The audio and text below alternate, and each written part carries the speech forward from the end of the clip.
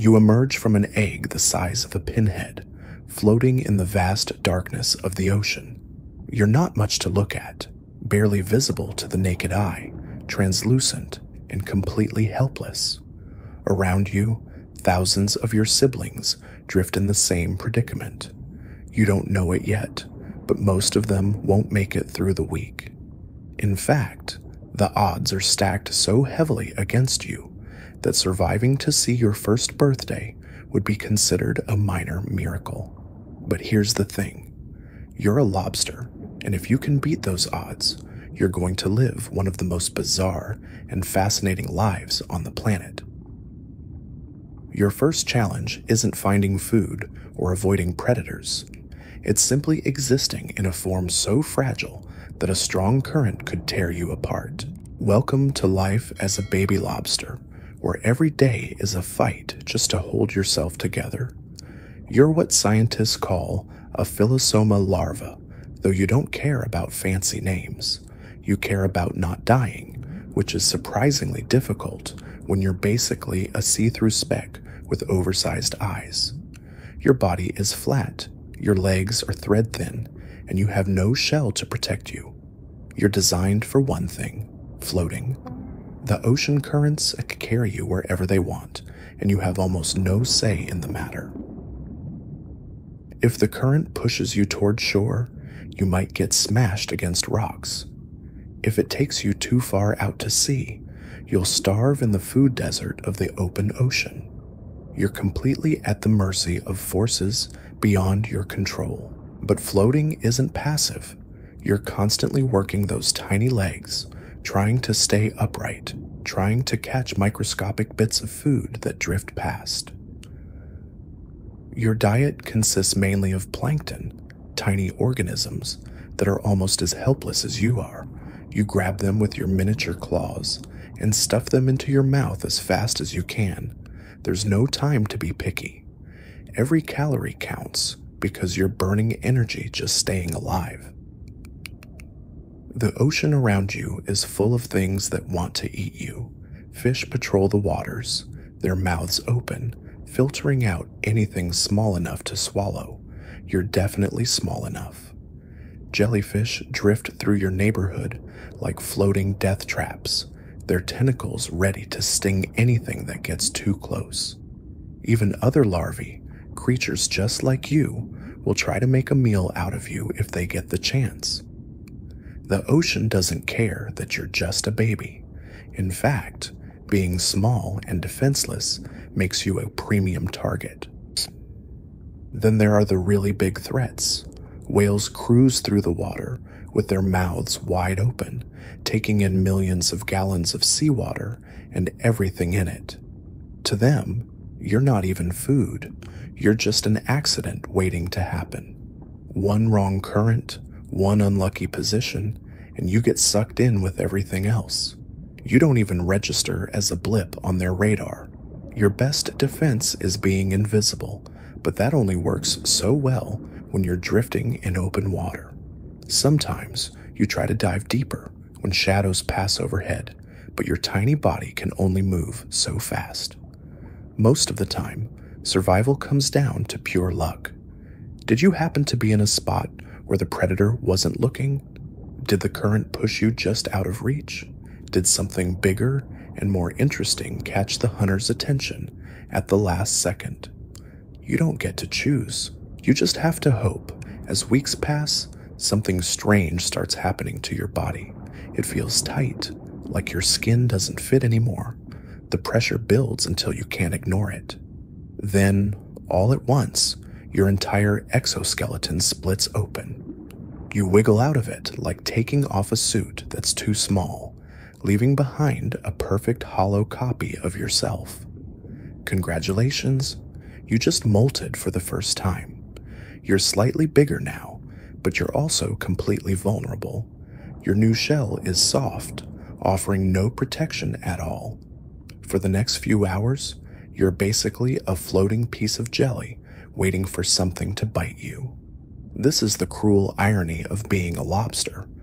The very process that allows you to grow also puts you in the most danger. Every time you molt, You're gambling with your life. Sure, you get bigger and stronger, but first you have to survive being weak and exposed. Many of your siblings don't make it through their molts. They get picked off by predators who know exactly when to strike, or their new shells never harden properly, leaving them permanently defenseless. If you survive your first few molts, your body starts changing in more dramatic ways. Your flat, translucent form begins to take on a more familiar shape. Your claws grow larger, your tail develops the powerful muscles you'll need for swimming, and your shell starts to thicken. You're transforming from a helpless drifter into something that can actually defend itself. But this transformation takes time, and time is a luxury you might not have. The ocean currents that have been carrying you around for months are still in control of your fate. If they push you toward a rocky coastline with plenty of hiding spots, you might have a chance at survival. If they carry you over sandy flats with no cover, you're still an easy target for anything that hunts by sight. If they dump you in water that's too warm or too cold, your developing body might shut down before you can adapt. But let's say you get lucky. Let's say the currents deliver you to a rocky reef where small lobsters can actually survive. You settle onto the seafloor for the first time in your life, and suddenly everything changes. You're no longer a passive drifter at the mercy of the tides. You have control over where you go, what you do, and how you hunt. Your real life as a lobster is about to begin. The first thing you learn about life on the bottom is that territory matters. Every crack, every crevice, every hollow in the rocks is claimed by someone. The bigger lobsters get the best spots, deep caves that offer protection from predators and easy access to food. The smaller lobsters, like you, get whatever's left over. Maybe it's a narrow gap between two rocks that you can barely squeeze into. Maybe it's a depression in the sand that offers almost no cover. Maybe it's nothing at all, forcing you to keep moving and hope you don't get caught in the open. Your first real hunt is nothing like the passive feeding you did as a larva. Now you're actively stalking prey, using your claws and your newly powerful tail to chase down food. But you're still small, so your targets are small too. You go after worms that poke out of the sand, tiny crabs that think they can hide in the rocks, and whatever bits of dead fish drift within reach. It's not glamorous, but it's honest work. The problem is, you're still prey yourself. Larger lobsters see you as a convenient snack. Fish that couldn't be bothered with you when you were microscopic now consider you bite-sized octopuses that lurk in the shadows, waiting for young lobsters like you to make a mistake. Even some crabs are big enough to take you on. You're caught in the middle, too big to hide like you used to, but too small to fight back effectively. So you become a master of timing.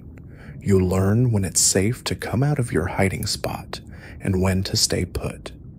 You memorize the hunting patterns of the predators in your area.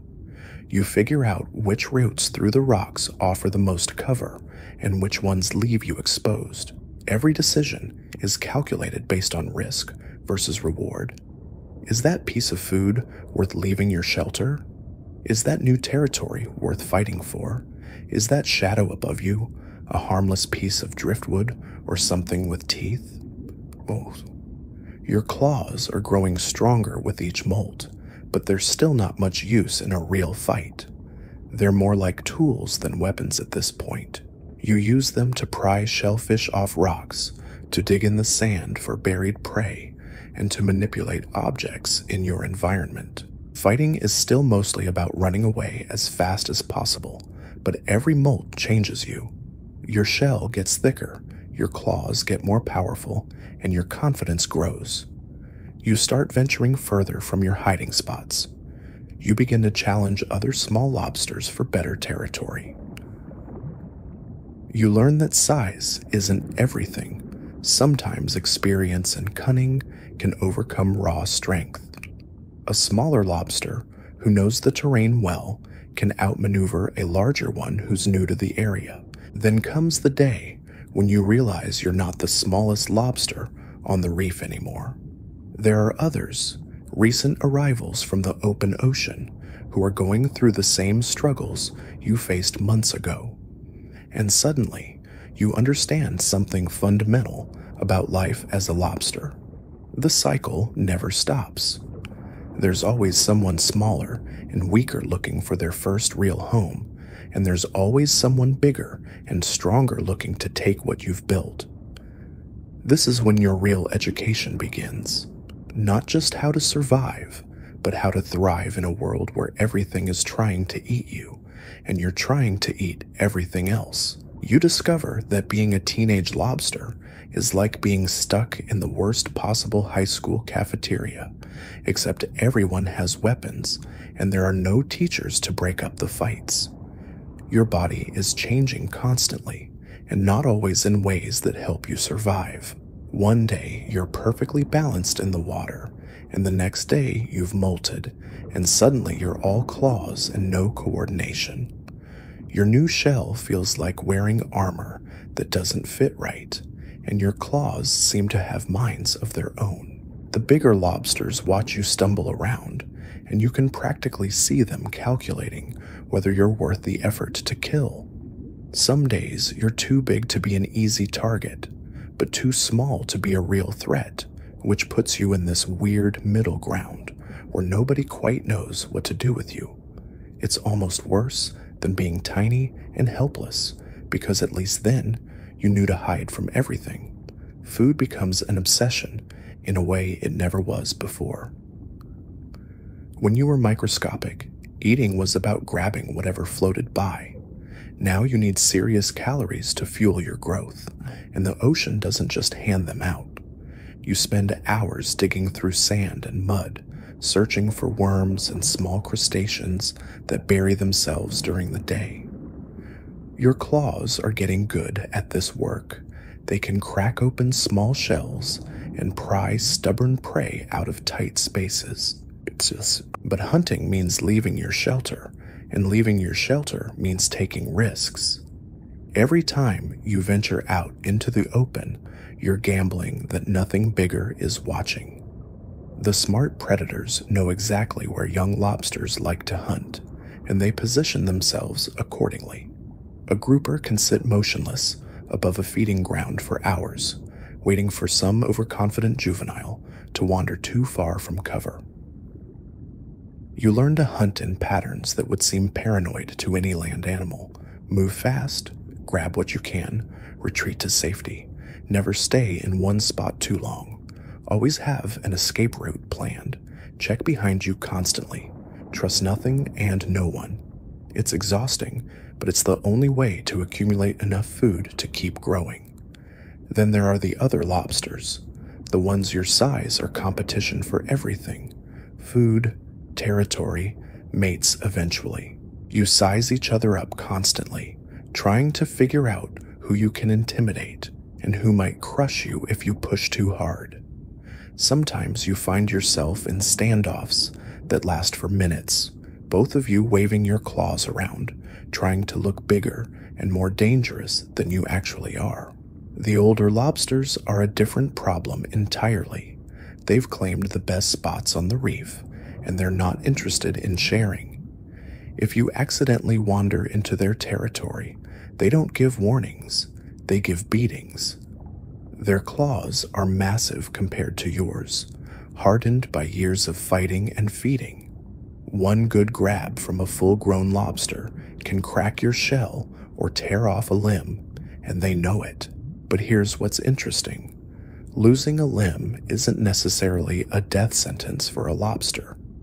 If a predator grabs your claw, you can actually drop it on purpose, leaving them with a mouthful of appendage while you escape with your life. It's called autotomy, and it's one of the most useful tricks in your arsenal. The lost limb will grow back over several molts, though it takes time and energy you'd rather spend on other things. You discover this firsthand when an octopus manages to grab your left claw during what should have been a routine foraging trip.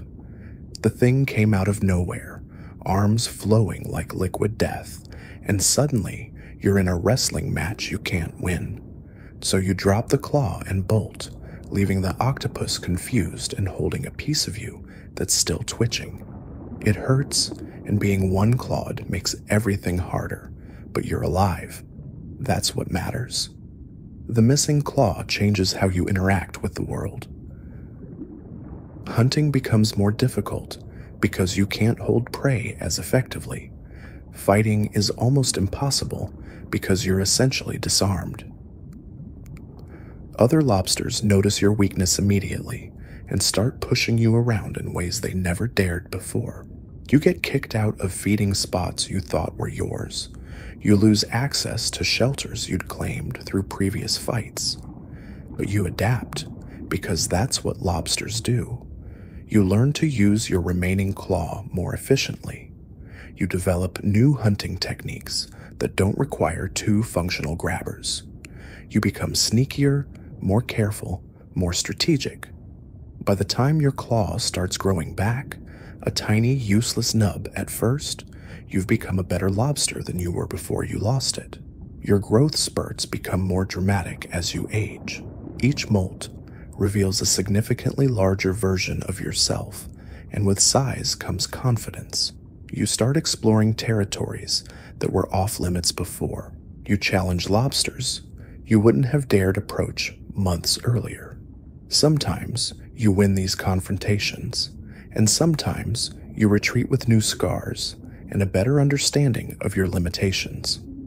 The reef becomes your university, and every day brings new lessons. You learn which fish are dangerous and which are just bluffing. You discover that eels hunt differently than sharks, and that crabs have completely different weaknesses than lobsters.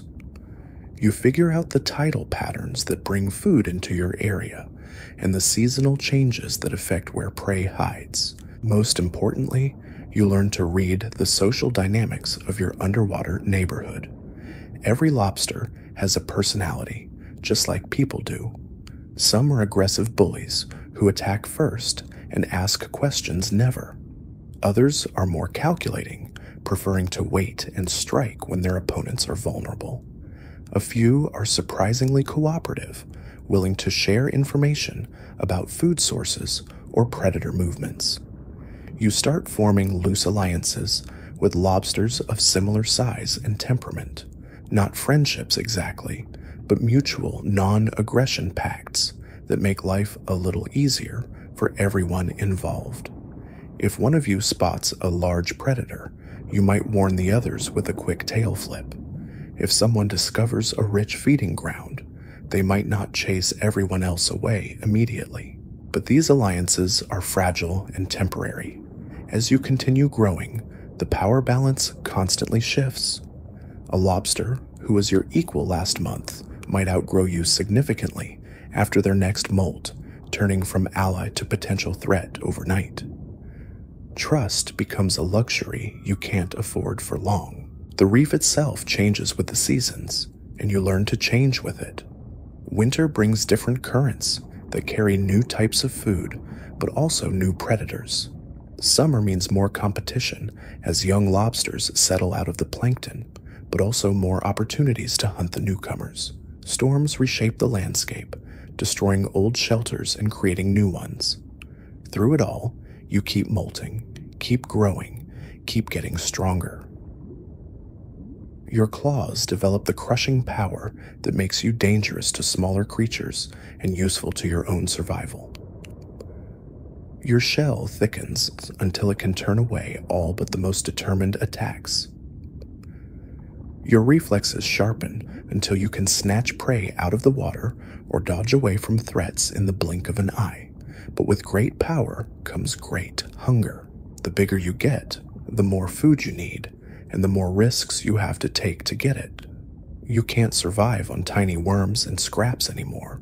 You need substantial meals, crabs, fish, other lobsters if the opportunity presents itself. This means hunting actively rather than just scavenging, and active hunting means active danger. Your first real kill feels different than anything you've experienced before, not the casual crushing of a worm or the cracking of a small shell, but the deliberate stalking and execution of something that was genuinely trying to escape. It's a crab about half your size, and it sees you coming from 20 feet away. The chase covers half the reef, through forests of coral and over fields of sand, until finally you corner it against a rock wall with nowhere left to run. The crab raises its claws in defiance, but you're too big now for such gestures to matter. Your crusher claw, the larger of your two, closes around its shell with enough force to crack it like an egg. The fight goes out of it immediately, and you settle down to feed on the first prey you've truly conquered rather than simply found. It tastes like victory, and like the beginning of a very different kind of life. That first real kill changes everything about how you see yourself and how others see you. Word spreads quickly through the reef when a lobster makes the jump from scavenger to predator. The smaller creatures that used to ignore you now give you a wider berth. The medium-sized lobsters that used to push you around start treating you with more respect. You're not at the top of the food chain yet, but you're climbing fast. Your hunting style evolves with your growing confidence. Instead of waiting for opportunities to fall into your lap, you create them. You learn to use the terrain to your advantage, herding prey into dead ends where they can't escape. You discover that patience is often more effective than speed. Sometimes the best strategy is to position yourself along a known travel route and wait for something edible to pass by. But the ocean has a way of humbling creatures that get too confident too quickly. During what should have been a routine hunt, you encounter your first really dangerous predator since settling on the reef. It's a moray eel, thick as your body and twice as long, sliding out of a crevice you thought was empty. Its mouth opens to reveal rows of needle-sharp teeth, and suddenly you remember what it feels like to be prey. The eel doesn't attack immediately. It just watches you with those cold, unblinking eyes, probably calculating whether you're worth the effort.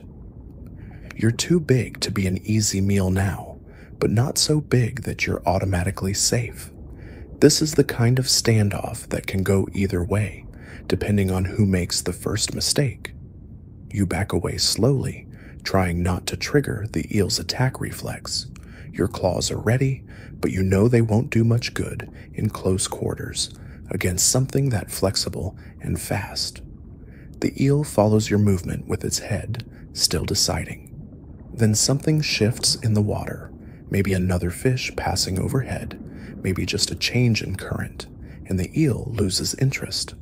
It slides back into its hole, leaving you shaken but intact. The encounter teaches you an important lesson about the difference between confidence and recklessness. Being able to kill crabs doesn't make you invincible. There are still creatures out there that see you as food, and some of them are patient enough to wait for you to make a mistake. You adjust your hunting patterns accordingly, becoming more cautious about which crevices you investigate and how thoroughly you check for ambush predators. Your territory expands as you grow larger and more capable of defending it. What started as a single hiding spot among the rocks has become a proper domain, complete with multiple shelters, preferred hunting grounds, and established patrol routes. You mark the boundaries with your scent, and other lobsters learn to respect those markers or face the consequences.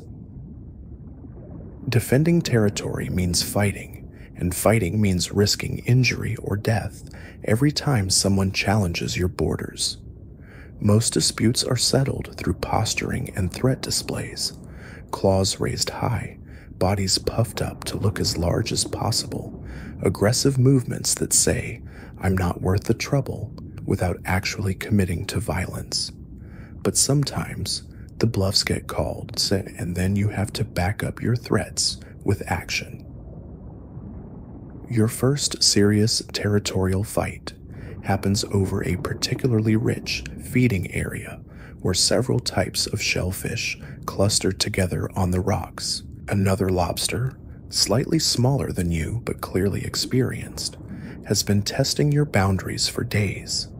Finally, it crosses the line and starts feeding in what you consider your private hunting ground. The confrontation starts with the usual posturing, both of you trying to convince the other to back down without actually fighting.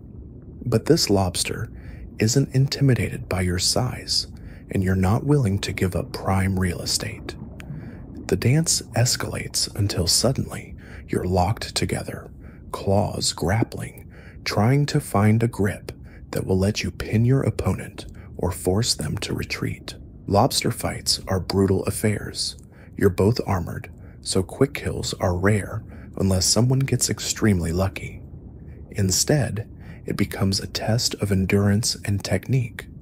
Who can maintain their grip longer? Who can find the leverage to flip their opponent onto their back? Who has the stronger claws and the better positioning?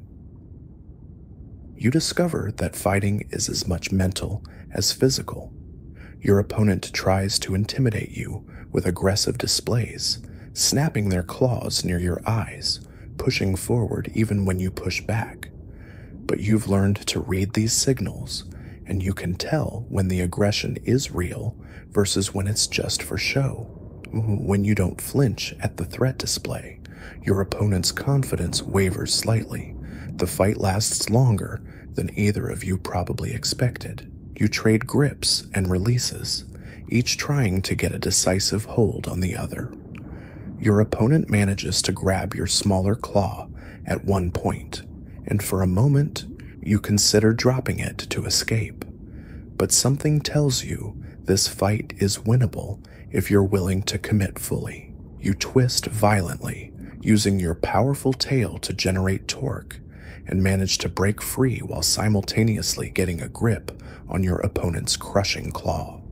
Now you have the advantage. You squeeze, feeling the resistance of their shell, applying steady pressure until something gives way. Your opponent's struggles become more frantic, then suddenly stop as they realize they're beaten. The defeated lobster retreats rapidly, leaving you in possession of the disputed territory. You're breathing hard. Your shell has some new scratches, but you won. More importantly, word of your victory will spread through the reef's social network. Other potential challengers will think twice before testing you, at least for a while. With secure territory and proven fighting ability, you enter a new phase of lobster life. You're no longer just trying to survive. You're starting to thrive. Your hunting becomes more sophisticated as you learn to work with the reef's natural rhythms. You know when certain types of prey are most active, where they like to hide, and how to approach them without triggering their escape responses. You develop a particular talent for hunting at night, when many fish are sleeping and easier to catch. Your compound eyes aren't great in absolute darkness, but they're excellent at detecting movement, and your other senses compensate for what you can't see clearly. You learn to move silently across the sand, feeling for vibrations that might indicate buried prey. One night, you discover something that changes your understanding of what's possible for a lobster to catch. A small fish, maybe 6 inches long, has wedged itself into a crevice to sleep. Normally, fish are too fast for lobsters to catch in open water, but this one has made itself vulnerable by choosing poor shelter. You approach carefully, making sure not to create any water movement that might wake the fish. When you're close enough, you strike with both claws simultaneously, blocking the fish's escape route while grabbing it firmly. The fish wakes up in your grip, thrashing wildly, but it's too late. You've caught your first vertebrate prey, and it's a revelation. Fish meat is rich and satisfying in a way that crustaceans and worms aren't. The protein and fat content fuel your growth in ways you didn't know were possible. More importantly, catching a fish proves that you're capable of more sophisticated hunting than you'd imagined. If you can catch one sleeping fish, maybe you can catch others. You start paying closer attention to fish behavior, learning their patterns and preferences. Some species are completely impossible for a lobster to catch under normal circumstances. They're too fast, too alert, or they stay too far from the bottom. But others have habits that create opportunities for a patient and clever hunter. Young fish often hide in the same types of crevices that lobsters use for shelter. Injured or sick fish sometimes move more slowly than healthy ones. Fish that are focused on feeding or mating sometimes let their guard down enough for an ambush. You catalog these opportunities, building a mental database of hunting strategies that goes far beyond the simple scavenging you started with. Your success attracts attention, but not all of it is welcome. Larger lobsters notice that your territory contains particularly good hunting grounds, and some of them start considering whether it might be worth fighting you for access. You're bigger and stronger than you used to be, but there are always bigger and stronger lobsters out there. The first real challenger to your established territory is a female lobster who's significantly larger than you.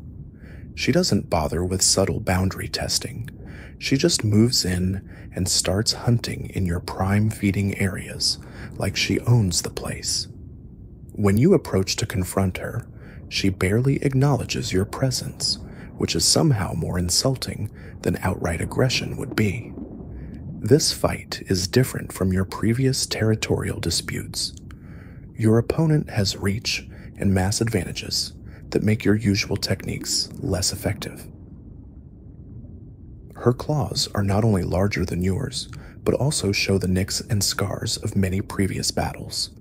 This is a veteran fighter, and she knows it. The confrontation starts badly for you. She gets an early grip on one of your claws and uses her size advantage to push you backward, trying to flip you over where she can attack your softer underside. You resist with everything you have, but you're clearly outmatched in terms of raw strength. Then you remember something from your smaller days. Sometimes technique can overcome power if you're clever about it. Instead of trying to match her strength directly, you focus on mobility and positioning. You use your smaller size to your advantage, staying mobile, making her work to maintain her grips, forcing her to move in ways that tire her out. The strategy works better than you hoped. Your opponent is strong, but she's also used to winning fights quickly through intimidation and brute force. When you refuse to be easily overpowered, she starts making mistakes.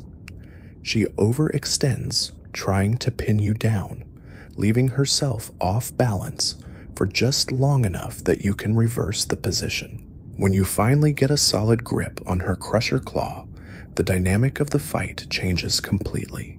She's bigger, but now you have the leverage advantage. You squeeze steadily, patiently, while she struggles to break free. Eventually, her struggles weaken, and she signals submission by going limp. You release her immediately. There's no point in seriously injuring a defeated opponent who might become an ally later. She retreats to a respectful distance, and after a few minutes of recovery, she actually approaches you again. But this time, her body language is different. She's not challenging you anymore. She's acknowledging your victory and possibly your right to the territory. What happens next surprises you. Instead of leaving entirely, she settles into a neutral area at the edge of your territory and starts hunting there regularly. She's not trying to take over anymore, but she's not leaving either. It takes you a while to understand that she's essentially asking to share the space rather than fight over exclusive ownership. So, this is your first real lesson in lobster diplomacy. Not every interaction has to be about dominance and submission. Sometimes, Two capable lobsters can benefit more from cooperation than competition. Your territory has enough resources to support both of you, especially since you've learned to hunt different types of prey at different times. The arrangement works well for both of you. She's an experienced hunter with techniques you haven't mastered yet, and you're innovative and willing to try new approaches that she might not have considered. You learn from each other without formal communication, observing and adapting each other's successful strategies. More importantly, having another capable fighter in your territory provides security benefits. Predators are less likely to test areas that are clearly occupied by multiple large lobsters. Smaller competitors think twice about challenging territories that have backup defenders. Your shared space becomes more secure than either of your individual territories were before. But the ocean has a way of complicating even the best arrangements. As you continue growing and maturing, new instincts start stirring. Hormones begin flowing through your system that you've never experienced before. Your behavior starts changing in ways that have nothing to do with hunger or territory, and everything to do with an entirely new set of drives. You're approaching sexual maturity, and that changes everything about how you interact with other lobsters, especially females. The comfortable working relationship you've developed with your territorial partner suddenly becomes much more complex, charged with possibilities and tensions that neither of you fully understand yet. The mating game is about to begin, and it's unlike anything you've faced before. The hormones hit you like a molting that happens from the inside out. One day, you're a focused hunter thinking about territory and food, and the next day, you can't stop noticing things about other lobsters that never mattered before. The way they move, the chemical signals they leave in the water, the subtle differences in how they carry themselves. Your brain is rewiring itself for a completely different kind of competition, and frankly, you're not prepared for how complicated this is going to get. Your relationship with your territorial partner becomes awkward almost overnight. She's still the same lobster, still hunting efficiently and defending the shared space, but now you're hyper-aware of her in ways that make normal interactions feel charged with meaning. When she moves past you to reach a feeding spot, you notice details about her shell pattern and the way her antennae track movement. When she settles into her usual resting spot, you find yourself wondering what signals she's picking up from your scent. The problem is, you have no idea what you're doing. All your experience has been about fighting and feeding, not whatever this new game is supposed to be. Do you approach her directly? Do you wait for some kind of signal? Do you just keep pretending nothing has changed and hope she figures it out first? The instincts are there, pushing you toward action, but they don't come with an instruction manual. While you're trying to decode the mystery of lobster romance, the reef's social dynamics are shifting around you. Other males your age are going through the same hormonal changes, and suddenly, every interaction carries undertones that weren't there before. Lobsters you used to have straightforward territorial disputes with now seem to be sizing you up for different reasons. The competition isn't just about hunting grounds anymore. It's about proving who gets to pass their genes on to the next generation. You start noticing things about yourself that feel new. Your claws seem more sensitive to chemical traces in the water. Your color patterns become more pronounced, as if your shell is trying to advertise something about your fitness and genetic quality. You catch yourself spending more time grooming, keeping your appendages clean and your shell polished in ways that have nothing to do with hunting efficiency. The female lobsters on the reef are changing too, but in different ways. Some become more reclusive, disappearing into deep shelters for days at a time. Others seem more active than usual, moving through territories they used to avoid, almost like they're conducting some kind of survey of available males. Their chemical signatures in the water become more complex, carrying information you can detect but don't fully understand yet. Your territorial partner starts exhibiting behaviors you've never seen before. She spends long periods motionless in her shelter, and when she does emerge, she moves differently, more deliberately, with frequent pauses to test the water with her antennae. She's still responsive when you encounter each other, but there's a new quality to her attention, as if she's evaluating you according to criteria that have nothing to do with your hunting skills or fighting ability. Then one night, everything changes. You're out hunting in your usual patrol pattern when you notice something different about the water chemistry in your territory. There's a scent trace that makes every nerve in your body light up with recognition, even though you've never encountered it before. It's calling to something deep in your lobster brain, something that evolution has been preparing for since the day you hatched. You follow the scent trail back toward your partner's shelter, moving more carefully than you ever have during a hunt. Every instinct tells you this is important, possibly the most important thing you'll ever do, but also potentially dangerous, in ways that have nothing to do with predators or territorial fights. You're entering completely unknown territory, and one wrong move could destroy the relationship you've spent months building. As you approach her shelter, she emerges to meet you. But this isn't the same lobster you've been sharing territory with. Her posture is different, more receptive, but also somehow more powerful.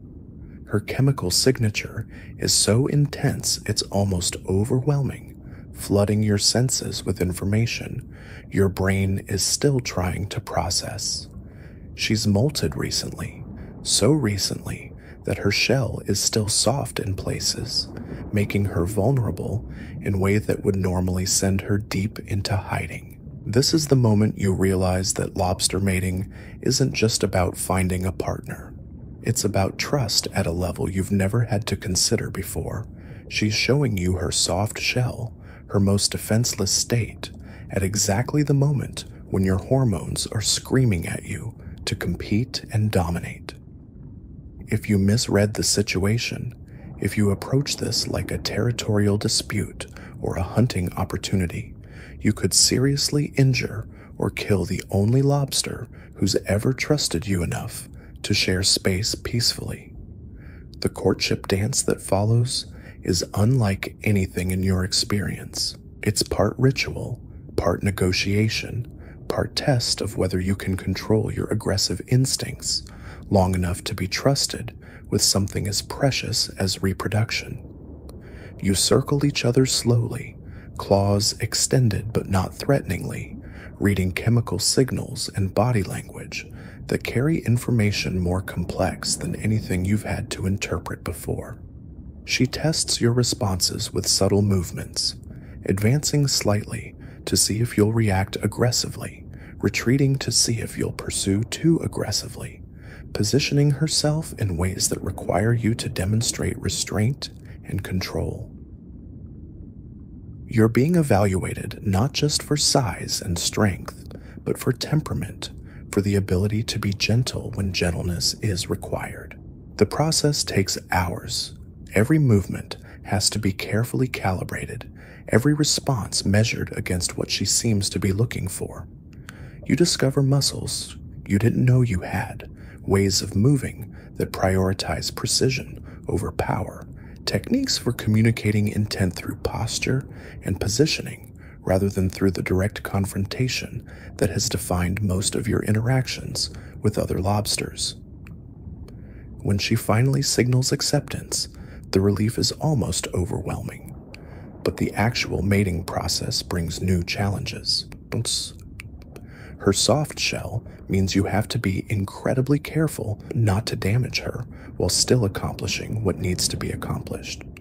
It's like trying to hunt something infinitely precious, where success requires perfect control rather than overwhelming force. The experience changes both of you in ways that go beyond the physical act. You've shared something that requires a level of trust and vulnerability that's completely foreign to normal lobster relationships.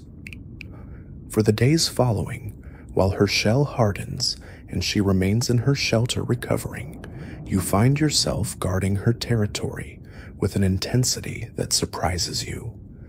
Other lobsters who approach get warnings they've never received before, and potential threats get responses that are far more aggressive than your usual territorial defense. But lobster reproduction isn't a partnership in the way some species manage it. Once her shell hardens and she's mobile again, your relationship doesn't automatically continue in some new romantic phase. The hormonal intensity fades, and you're both left to figure out what comes next. The territory sharing arrangement continues, but with new complexities layered on top of the practical cooperation you'd established before. She disappears for several days, and when she returns, something about her has changed again. Her behavior becomes more secretive, more protective of certain areas within her territory. You eventually realize she's preparing nest sites, selecting and modifying locations where she'll deposit the eggs that resulted from your mating. This is another phase of reproduction where your role becomes minimal. She'll handle the egg laying and early care largely on her own. Watching her prepare for egg laying gives you a new perspective on the life cycle you're part of. Somewhere in those eggs will be larvae that carry your genetic material, microscopic versions of yourself that will face the same impossible odds you faced when you first hatched. The thought is both exciting and sobering. You survived against overwhelming probability, grew from helpless drifter to successful predator, learned to hunt and fight and eventually mate. Now you're contributing to the next generation that will attempt the same journey. The eggs, when she finally lays them, are tiny orange spheres that she'll carry attached to her abdomen for months. During this time, she becomes even more reclusive and defensive, rarely leaving her shelter except when absolutely necessary for feeding. You find yourself taking on more of the territorial defense duties, patrolling areas she used to cover, making sure nothing threatens the developing eggs. This arrangement works for a while, but carrying eggs makes her vulnerable in ways that affect the entire territory's security. She can't fight effectively with the egg mass attached to her body, can't flee as quickly from threats, can't hunt as efficiently as she did before. The burden of defending your shared space falls increasingly on you, and that attracts the attention of other lobsters who see an opportunity to claim prime real estate from what appears to be a weakened pair. The first serious challenge comes from a male lobster significantly larger than either of you. He's been watching your territory for weeks, probably waiting for exactly this kind of vulnerability. When he makes his move, it's not subtle. He simply walks into the center of your hunting grounds and starts feeding like he owns the place. You have to respond, but this isn't like your previous territorial fights. You can't rely on your partner for backup, and losing means not just your territory, but also the safety of the developing eggs. The stakes make every moment of the confrontation feel amplified, every decision potentially catastrophic. The fight is brutal and one-sided from the start. Your opponent has reach, mass, and experience advantages, plus the confidence that comes from knowing you're fighting alone. He pins you down twice, and both times you barely manage to break free before he can do serious damage. Your shell accumulates cracks and gouges, and one of your walking legs gets damaged badly enough that it will probably have to be shed during your next molt. But you don't give up, because giving up means losing everything you've built. You use every trick you've learned, every technique you've developed, every advantage your smaller size might provide. You make him work for every inch of territory, every moment of dominance, until the fight becomes as much about endurance as about strength. Eventually, something shifts. Maybe he's more tired than he expected to be, or maybe your refusal to stay beaten starts affecting his confidence. You manage to get a solid grip on one of his claws and hold it long enough to demonstrate that you're not going to be easily dislodged. The fight doesn't end with a clear victory for either side, but it ends with a grudging recognition that the cost of displacing you might be higher than the value of the territory itself. Your opponent retreats, but not far. He establishes himself just outside your traditional boundaries, close enough to be a constant threat, but far enough to avoid immediate conflict. It's an uneasy detente that requires constant vigilance on your part. You can't relax your guard for a moment, because any sign of weakness might trigger another assault. Living under this kind of pressure while trying to protect a mate carrying eggs teaches you new levels of stress management. You have to stay alert for threats while still hunting enough to maintain your strength. You have to patrol territory boundaries while conserving energy for potential fights. You have to project confidence and strength even when you're exhausted and injured. The months pass slowly. Your partner's eggs develop from tiny orange spheres into recognizable lobster larvae, complete with eyes and appendages. You can see them moving within their transparent shells, preparing for the moment when they'll hatch and join the plankton drift that you survived so many years ago. The cycle is preparing to complete itself, and your contribution to that cycle is almost ready to face the world. But the ocean doesn't pause for reproduction or family planning. While you've been focused on protecting your territory and your mate's eggs, the reef around you has continued changing. New predators have moved into the area, attracted by the abundance of prey. Younger lobsters have been settling out of the plankton, adding to the competition for space and resources.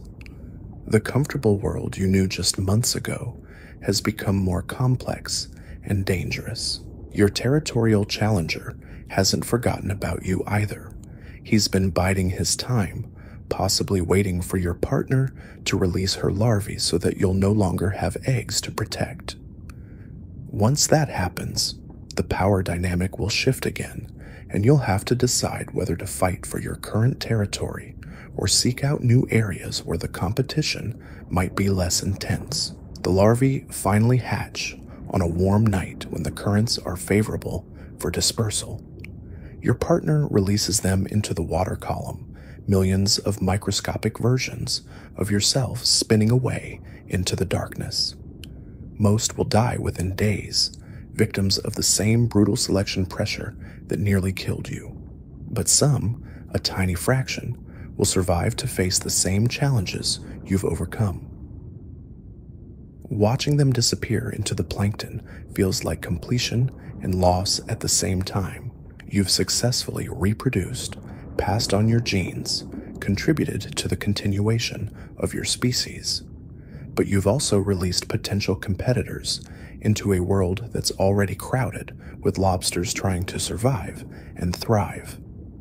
Your own offspring will eventually compete with you for resources, territory, and mates, assuming they live long enough to reach that stage. With the eggs gone, your partner begins to recover her mobility and fighting ability. The territory defense responsibilities can be shared again, but the dynamics of your relationship have changed in ways that aren't entirely comfortable. The intensity of the mating period has faded, leaving behind a practical arrangement that works but lacks the excitement of those earlier months when everything was new. More importantly, you're both getting older, larger, more experienced, but also more set in your patterns. The reef that seemed vast when you were young now feels constrained, too small to contain your ambitions. Other large lobsters are feeling the same pressure, leading to more frequent conflicts over the choicest territories. The competition is getting fiercer, just as the stakes are getting higher. Your next molt approaches with unusual anxiety. Each molt is a gamble, but this one feels especially risky because of the accumulated damage from recent fights. Your shell has stress fractures that might not heal properly, and your damaged walking leg needs to be shed entirely and regrown from scratch. The molting process will leave you vulnerable for longer than usual, and there are too many enemies watching for exactly that kind of opportunity. When the molt finally happens, it's more difficult than any you've experienced before. Your damaged shell resists separation, and several pieces have to be worked free gradually over the course of hours. The new shell underneath is soft and pale, offering no protection whatsoever while it slowly hardens. Your missing leg begins to regenerate, but it's just a tiny stub that won't be functional for several more molts. During your recovery period, your territorial challenger makes his move. He doesn't attack directly. That would be too risky even against a newly molted lobster. Instead, he begins systematically taking over the most valuable parts of your territory, claiming feeding areas and shelter sites that you can't currently defend. By the time your shell hardens enough for you to fight back, he's established himself so firmly that dislodging him would require a battle you're not sure you can win. The loss of prime territory forces you and your partner to adapt your lifestyle significantly. You have to work harder for food, travel further to find good hunting grounds, and accept lower quality shelter sites that offer less protection from predators. It's a step backward in terms of your quality of life, but it's not necessarily permanent. Lobster territories change hands regularly, and current weakness doesn't predict future strength. But the setback teaches you something important about the long-term trajectory of lobster life. Growth and success aren't linear. You can spend years building up territory and status, only to lose significant ground during a single vulnerable period. Recovery is possible, but it requires starting over in many ways, rebuilding from a position of weakness rather than strength. The reef's social hierarchy is constantly shifting as lobsters grow, molt, fight, reproduce, and die. Your current position isn't guaranteed, and neither is your future success. Every interaction is potentially significant, every decision potentially consequential. The lobster who seems weak today might be your biggest challenger next year. The territory that seems worthless now might become prime real estate after the next storm reshapes the seafloor. This uncertainty becomes a defining characteristic of your adult life. You can't afford to become complacent, but you also can't live in constant panic about potential threats. Finding the right balance between confidence and caution, between aggression and restraint, becomes an ongoing challenge that affects every aspect of your behavior. Your relationship with your former mate evolves into something more like a loose alliance than a partnership. You coordinate on territorial defense when it benefits both of you, but you also compete when your interests diverge. It's a mature arrangement that acknowledges both your shared history and your individual needs, but it lacks the intensity that made the mating period so compelling. As seasons pass, you notice changes in your own behavior that signal advancing age and experience. You become more selective about which fights you choose, more strategic about when and how you hunt, more efficient in your use of energy and resources. The reckless confidence of youth gives way to calculated risk-taking based on accumulated knowledge of what works and what doesn't. Your territory stabilizes at a smaller but more defensible size. You can't claim the vast hunting grounds you once controlled, but you can hold onto core areas that provide adequate resources for survival and occasional reproduction. It's a compromise that reflects both your current limitations and your realistic assessment of what the reef's competitive environment will allow. The cycles continue. Young lobsters settle out of the plankton each spring, reminding you of your own incredible journey from microscopic drifter to armored predator. Some settle in your territory, and you have to decide whether to eliminate them as potential competitors or tolerate them as part of the natural order. Most of the time, you let them be, unless they directly threaten your resources. The reef is big enough for some turnover, and you remember how difficult it was to find that first safe haven. Your own reproduction becomes more irregular as you age. Some years, you mate successfully. Other years, the timing doesn't work out, or suitable partners aren't available. The urgency of passing on genes remains, but it's tempered by the practical realities of finding compatible mates who are ready at the same time and in the same place. Lobster romance, you've learned, requires more than just biological readiness. It requires opportunity and timing that can't always be controlled. The reef itself continues changing around you. Storms reshape the landscape, removing familiar landmarks and creating new territories to fight over. Temperature fluctuations affect the types of prey available and the timing of their life cycles. Human activities introduce new variables: boat anchors that destroy coral formations, fishing nets that remove competitors, but also potential mates, pollution that changes water chemistry in subtle but significant ways. Through all these changes, you adapt because adaptation is what lobsters do. Your species has survived for hundreds of millions of years by being flexible enough to handle whatever the ocean throws at you. Individual lobsters like yourself may struggle or thrive depending on circumstances, but the overall population persists by spreading risks across millions of individuals facing slightly different challenges. Your daily routine settles into patterns that balance efficiency with security.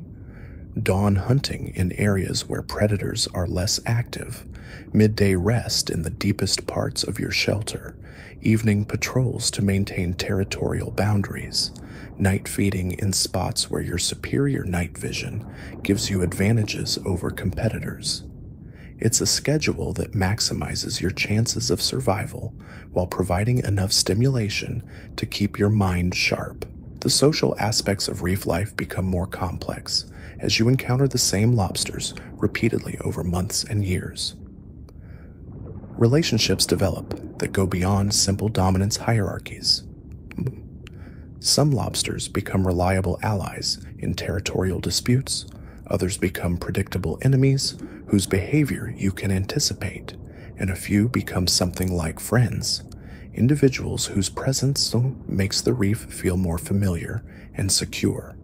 But the ocean has a way of reminding you that security is always temporary and relationships are always contingent on changing circumstances. The lobster who was your reliable hunting partner last season might become your territorial rival this season if their growth spurt gives them advantages they didn't have before.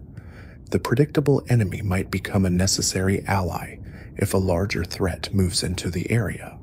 Flexibility in social relationships becomes as important as flexibility in hunting strategies or territorial defense.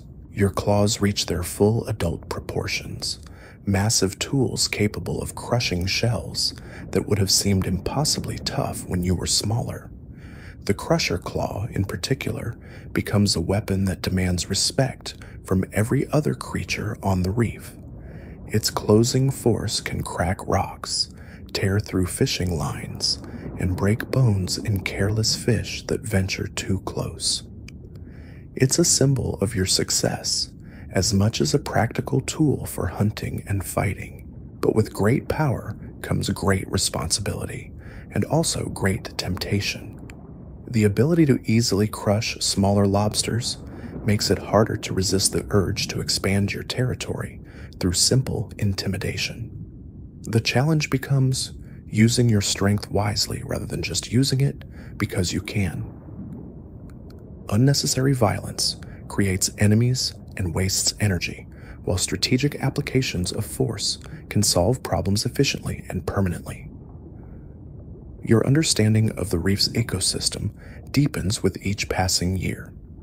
You learn to read the subtle signs that indicate changes in predator populations, prey availability, and environmental conditions.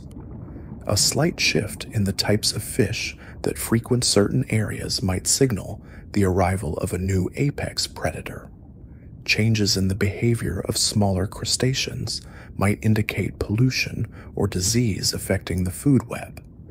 Temperature fluctuations might predict spawning events or migration patterns that create hunting opportunities. This ecological awareness becomes one of your greatest advantages as an older lobster. Younger competitors might be stronger or faster, but they don't have the accumulated knowledge that lets you predict and prepare for changes before they become critical. Experience becomes a form of competitive advantage that can't be replicated through growth or aggression alone. The reef's night shift becomes your specialty, as your eyes adapt to low-light hunting and your confidence in navigating familiar territories grows. Many of your competitors are less active after dark, giving you access to resources that would be heavily contested during daylight hours. Night hunting also reduces your exposure to visual predators, while taking advantage of prey species that become more vulnerable in darkness. Your nocturnal activities bring you into contact with creatures you rarely see during the day. Deep water fish that venture into shallow areas to feed, octopuses that emerge from their hiding spots to hunt, and other lobsters who have adopted similar nighttime strategies. The social dynamics of night shift are different from daytime interactions, more subtle, more focused on avoiding conflict rather than establishing dominance, more cooperative when cooperation benefits everyone involved. These night encounters sometimes lead to arrangements that wouldn't be possible during the competitive intensity of daylight hours. Information sharing about predator movements, temporary truces that allow multiple lobsters to exploit rich feeding areas simultaneously, even occasional cooperative hunting efforts when prey is too large or difficult for a single lobster to handle effectively. But the darkness also brings unique dangers. Predators that you can easily avoid during the day become much more threatening when visibility is limited. Navigation errors that would be minor inconveniences in daylight can become serious problems when familiar landmarks are obscured by darkness. The reef's geography seems to shift at night, with familiar routes becoming confusing mazes and trusted shelters becoming harder to locate quickly. Your sense of smell and water chemistry detection becomes more important as visual cues become less reliable. You learn to navigate by following scent trails and chemical gradients to identify approaching threats by their distinctive chemical signatures and to communicate with other lobsters through pheromone releases that carry information more precisely than visual displays. The mastery of these non-visual senses opens up hunting opportunities that most lobsters never discover. Prey that hides successfully from visual hunters often betrays its location through chemical traces that linger in the water long after the creature itself has moved on. Following these scent trails requires patience and skill, but it leads to food sources that face little competition from other predators. Your hunting success attracts the attention of scavengers who have learned to follow successful predators and claim whatever scraps might be left behind. Small fish, crabs, and even other lobsters begin appearing whenever you make a significant kill, waiting at respectful distances for their chance at the leftovers. Managing these hangers-on becomes part of your hunting strategy. Sometimes their presence attracts larger predators who see the gathering as a feeding opportunity, but sometimes they serve as early warning systems for approaching threats. The seasonal cycles of the reef become more predictable as your experience base grows. You learn to anticipate the arrival of migrating species, the timing of spawning events, and the environmental changes that trigger shifts in prey behavior. This predictive ability allows you to position yourself advantageously for seasonal opportunities while avoiding the increased competition and predation pressure that often accompany these events. Spring brings an influx of young lobsters settling out of the plankton, creating both opportunities and challenges. The newcomers represent potential prey for a lobster of your size, but they also represent future competition for territory and resources. Your response to their arrival becomes more nuanced as you balance immediate hunting opportunities against long-term territorial considerations. Summer intensifies all the reef's activities as warm water accelerates metabolism and increases the urgency of feeding, mating, and territorial expansion.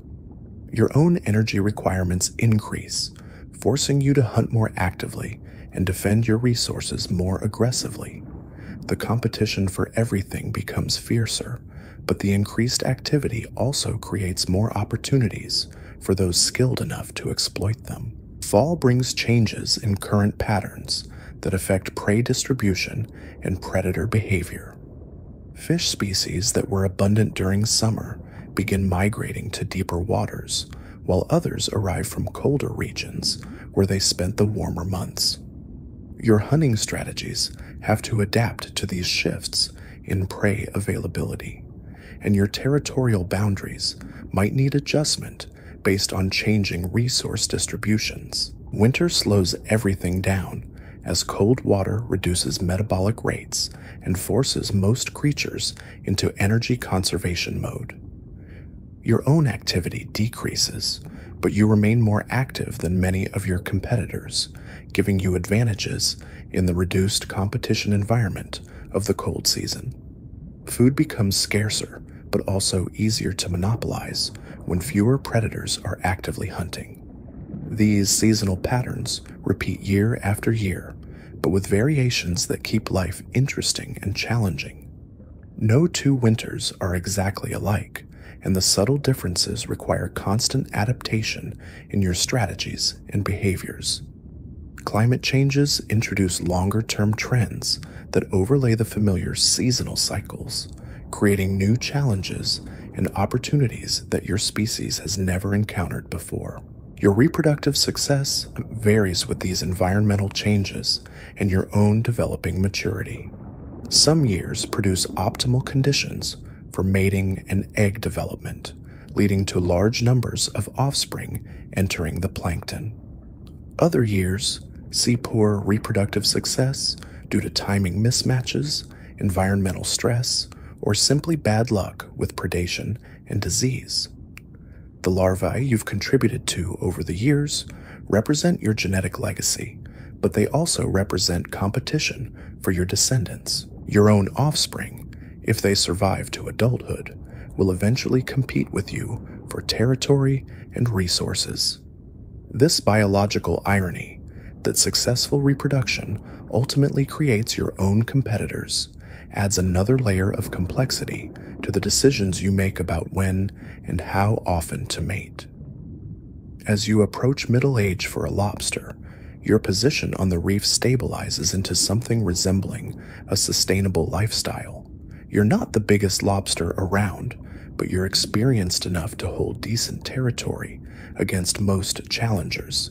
You're not the most successful hunter, but you're efficient enough to maintain your strength and occasionally capitalize on exceptional opportunities. You're not the most prolific reproducer, but you've contributed genes to enough offspring that your lineage has a reasonable chance of continuing.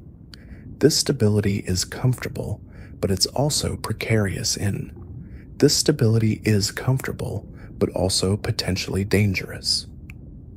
Comfort can lead to complacency, and complacency in the ocean usually leads to becoming someone else's dinner. You've seen it happen to other lobsters who got too set in their routines, too confident in their established patterns. The reef rewards vigilance and punishes predictability, even for experienced predators who should know better. Your daily awareness expands beyond immediate survival concerns to encompass longer-term strategic thinking. You start making decisions based not just on current conditions, but on how those conditions might change over time.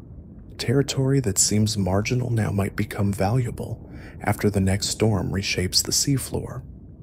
Relationships that seem unimportant today might become crucial alliances when new competitors arrive or environmental pressures increase. This forward-thinking approach sometimes puts you at odds with your own instincts. The lobster brain evolved for immediate responses to immediate threats, not for complex planning that requires delayed gratification. Learning to override those impulses when strategic thinking demands it becomes one of the hallmarks of truly successful adult lobsters. It's the difference between surviving and thriving in an environment where both short-term tactics and long-term strategy matter. Your interactions with younger lobsters become more complex as they grow large enough to be noticed, but not yet large enough to be serious threats. Some show promise as potential allies, displaying intelligence and adaptability that suggest they might be worth cultivating relationships with. Others seem destined for early death due to poor decision-making or simple bad luck. Learning to distinguish between these types becomes important for your own social positioning.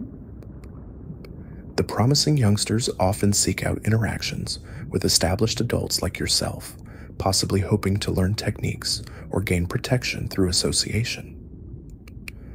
Your response to these approaches affects both your reputation among other adults and your access to potential allies or subordinates. Being too welcoming can attract troublemakers and resource drains, but being too hostile can eliminate opportunities for beneficial relationships.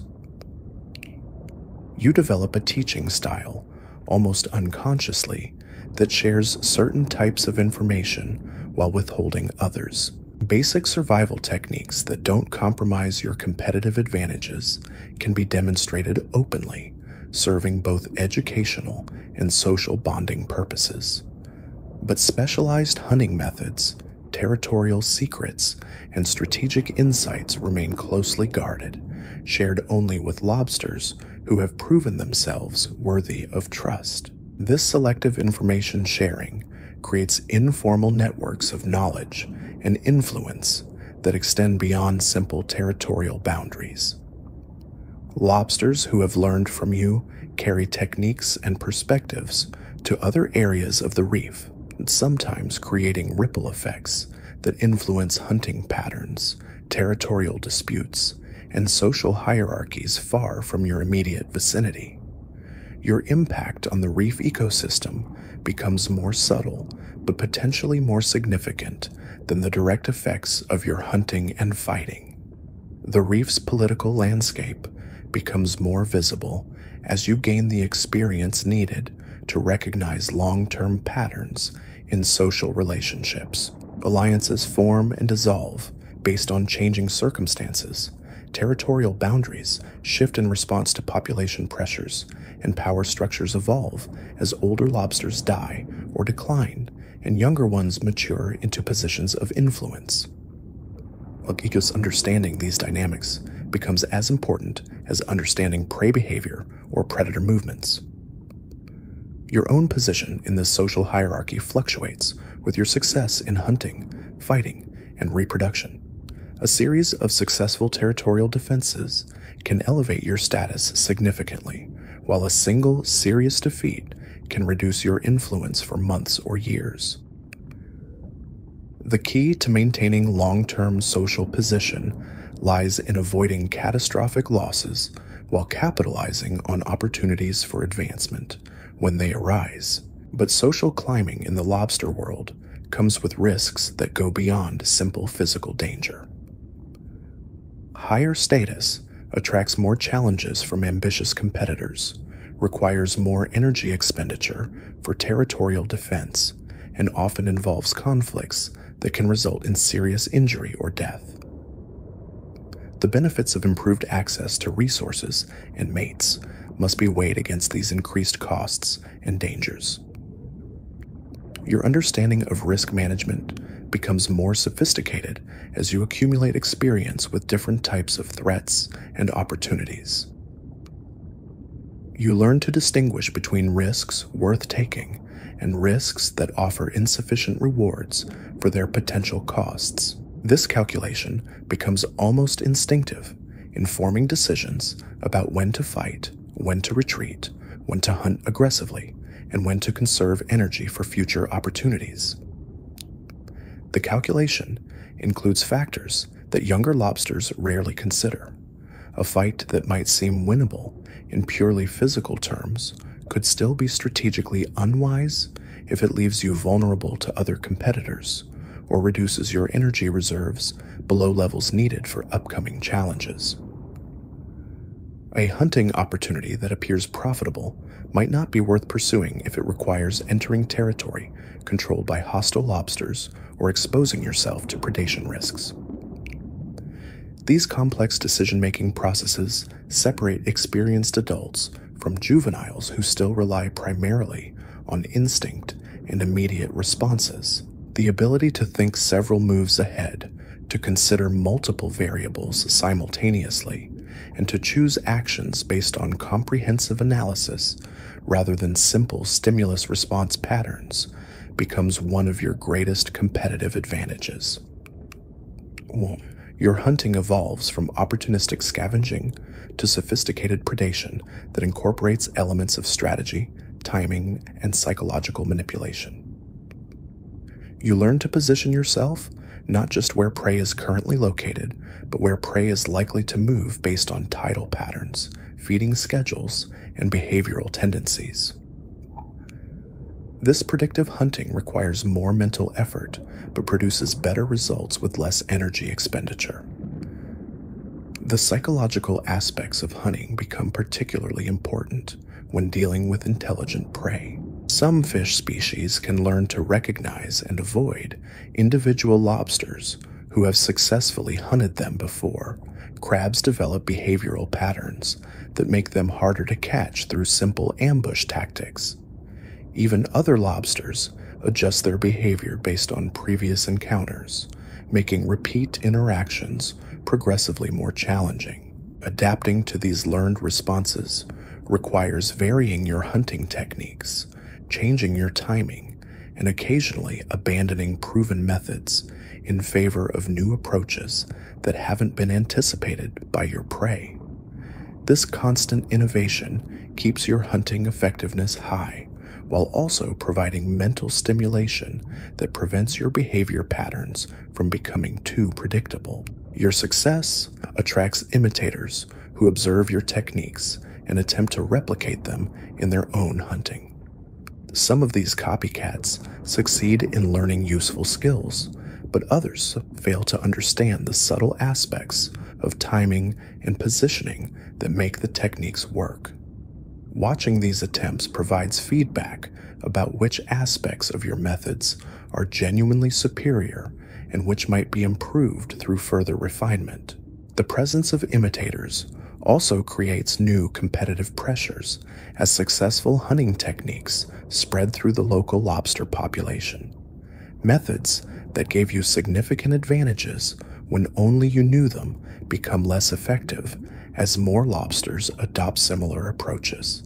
This technological diffusion forces continuous innovation and adaptation, preventing any individual from maintaining permanent advantages through superior techniques alone. Your territorial holdings reach their maximum sustainable size as your physical capabilities peak and your strategic understanding matures. The territory represents an optimal balance between the resources needed to support your lifestyle and the defensive capabilities required to hold it against challengers. Further expansion would require more energy to defend than it would provide in additional resources. Managing this mature territory becomes a complex optimization problem involving patrol schedules, resource allocation, alliance management, and threat assessment. You must maintain visible presence in key areas to deter casual encroachment while avoiding predictable patterns that could be exploited by serious challengers. You need to harvest resources efficiently without overexploiting areas that require time to regenerate. The territorial boundaries themselves become more nuanced as your understanding of effective deterrence improves. Physical markers like scent deposits and claw marks serve important functions, but the real boundaries exist in the minds of other lobsters who have learned where they can go without triggering aggressive responses. These psychological boundaries can extend beyond the areas you can physically defend, multiplying the effective size of your territory through reputation and threat projection. Maintaining these extended boundaries requires careful calibration of your responses to different types of intrusion. Minor boundary violations by small lobsters might be ignored to avoid unnecessary energy expenditure, while similar violations by potential challengers require immediate and decisive responses. The key lies in communicating your territorial claims clearly while reserving serious enforcement for situations that truly threaten your interests. Your reproductive strategy matures beyond simple, opportunistic mating to include partner selection based on compatibility, timing, and strategic considerations. The genetic quality of potential mates becomes more important as your own investment in reproduction increases with age. Poor choices in partners can result not just in failed reproduction, but in wasted time and energy that reduces your ability to take advantage of better opportunities later. The social aspects of mate selection become particularly complex as your network of relationships expands and your reputation affects your attractiveness to potential partners. Female lobsters increasingly base their mating decisions on factors beyond simple size and fighting ability, considering territory quality, social status, and behavioral compatibility. Meeting these elevated standards requires maintaining excellence across multiple dimensions of lobster performance. Your approach to courtship becomes more sophisticated as your understanding of female preferences and concerns develops through experience. The crude dominance displays that might have worked with inexperienced partners are replaced by more nuanced demonstrations of quality that address the specific criteria that matter most to discriminating mates.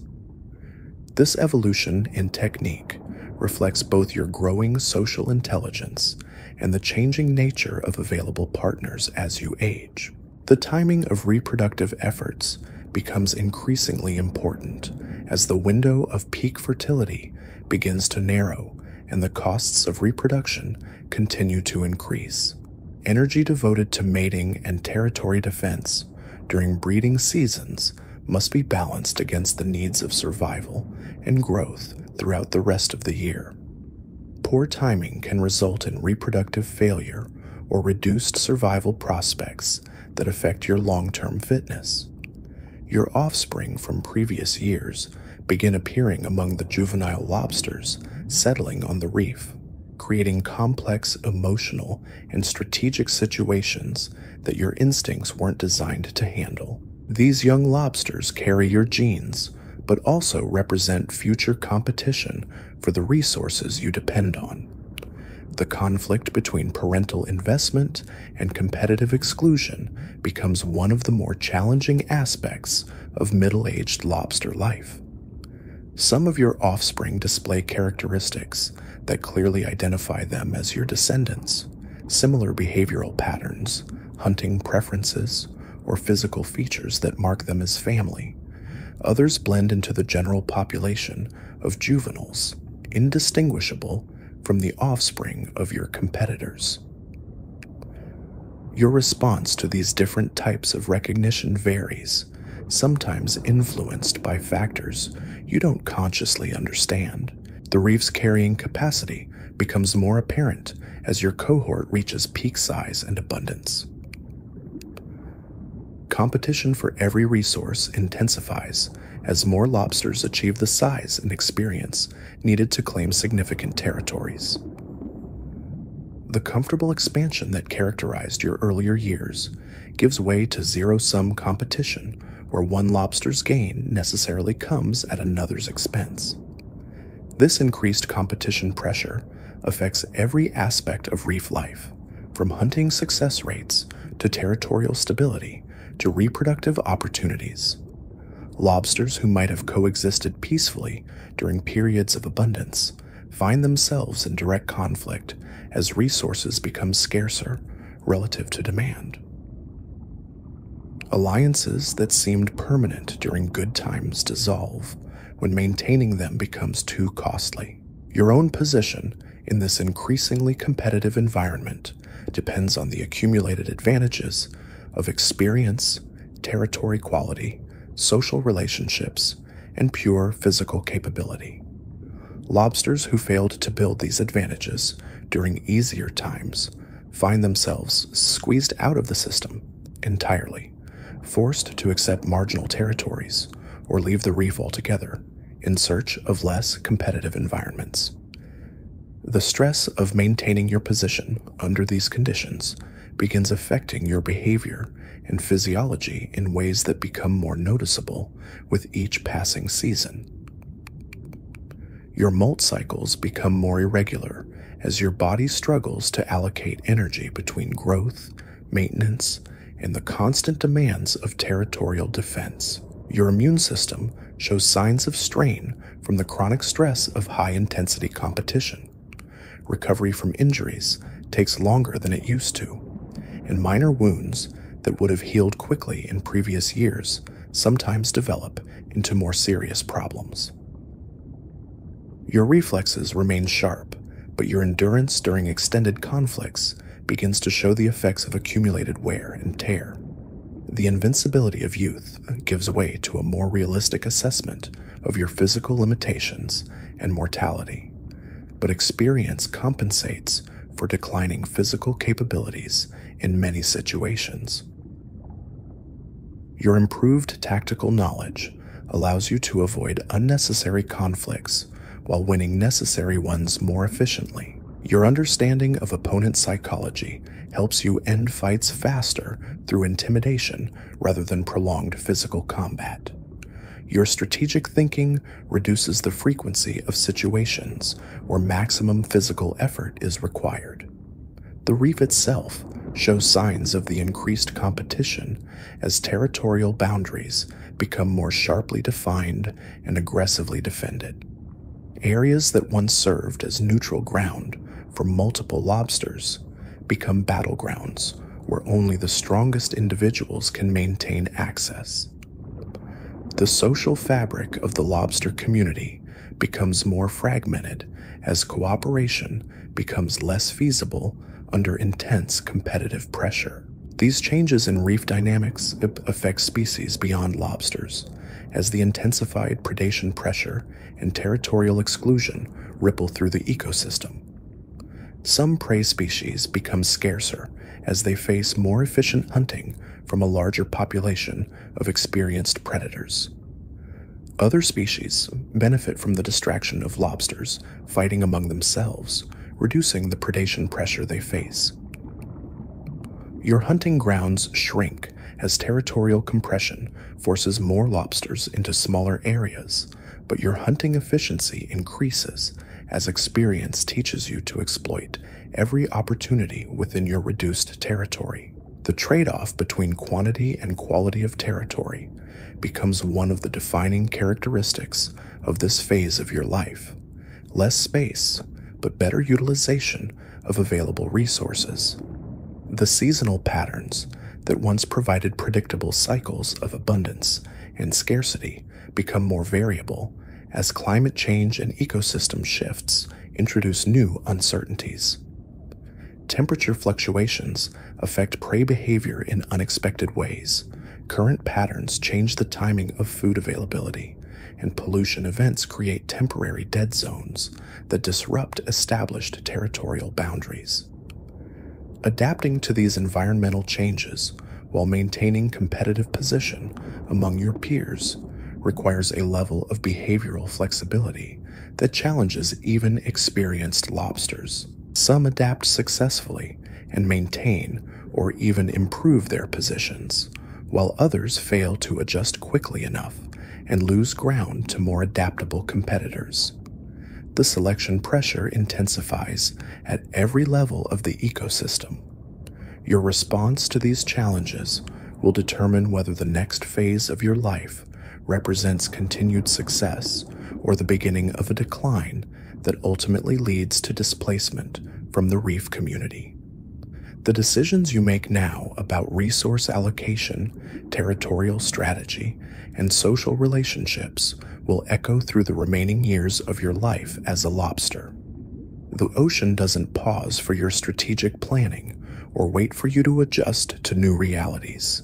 Change is constant, competition is relentless, and survival requires not just adaptation, but anticipation of what's coming next. The reef rewards lobsters who can see around corners, who can position themselves for opportunities that haven't materialized yet, who can survive temporary setbacks while building toward long-term advantages that their competitors don't recognize until it's too late.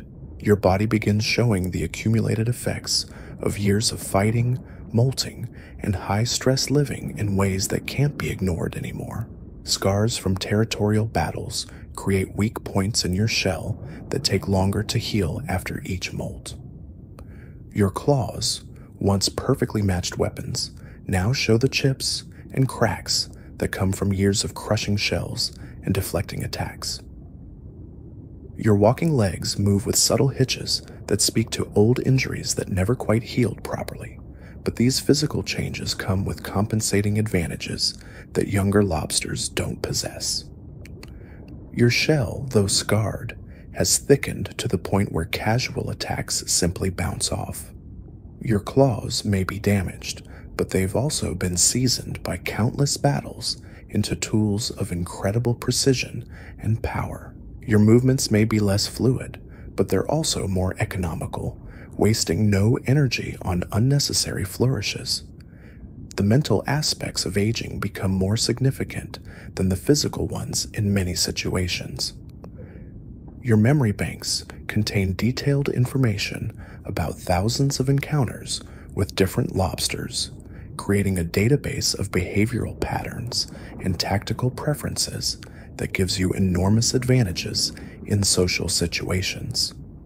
You can predict how specific individuals will respond to different types of pressure, allowing you to manipulate outcomes without resorting to direct confrontation. This psychological warfare becomes increasingly important as your physical dominance wanes. Instead of overpowering opponents through raw strength, you learn to defeat them through superior positioning, better timing, and more sophisticated understanding of their weaknesses and motivations. A well-placed threat at the right moment can accomplish what used to require hours of physical combat. Your territorial strategy evolves to emphasize quality over quantity as maintaining large areas becomes more difficult. You focus your defensive efforts on core zones that provide the best resources while allowing peripheral areas to become buffer zones that absorb competitive pressure without requiring constant active defense.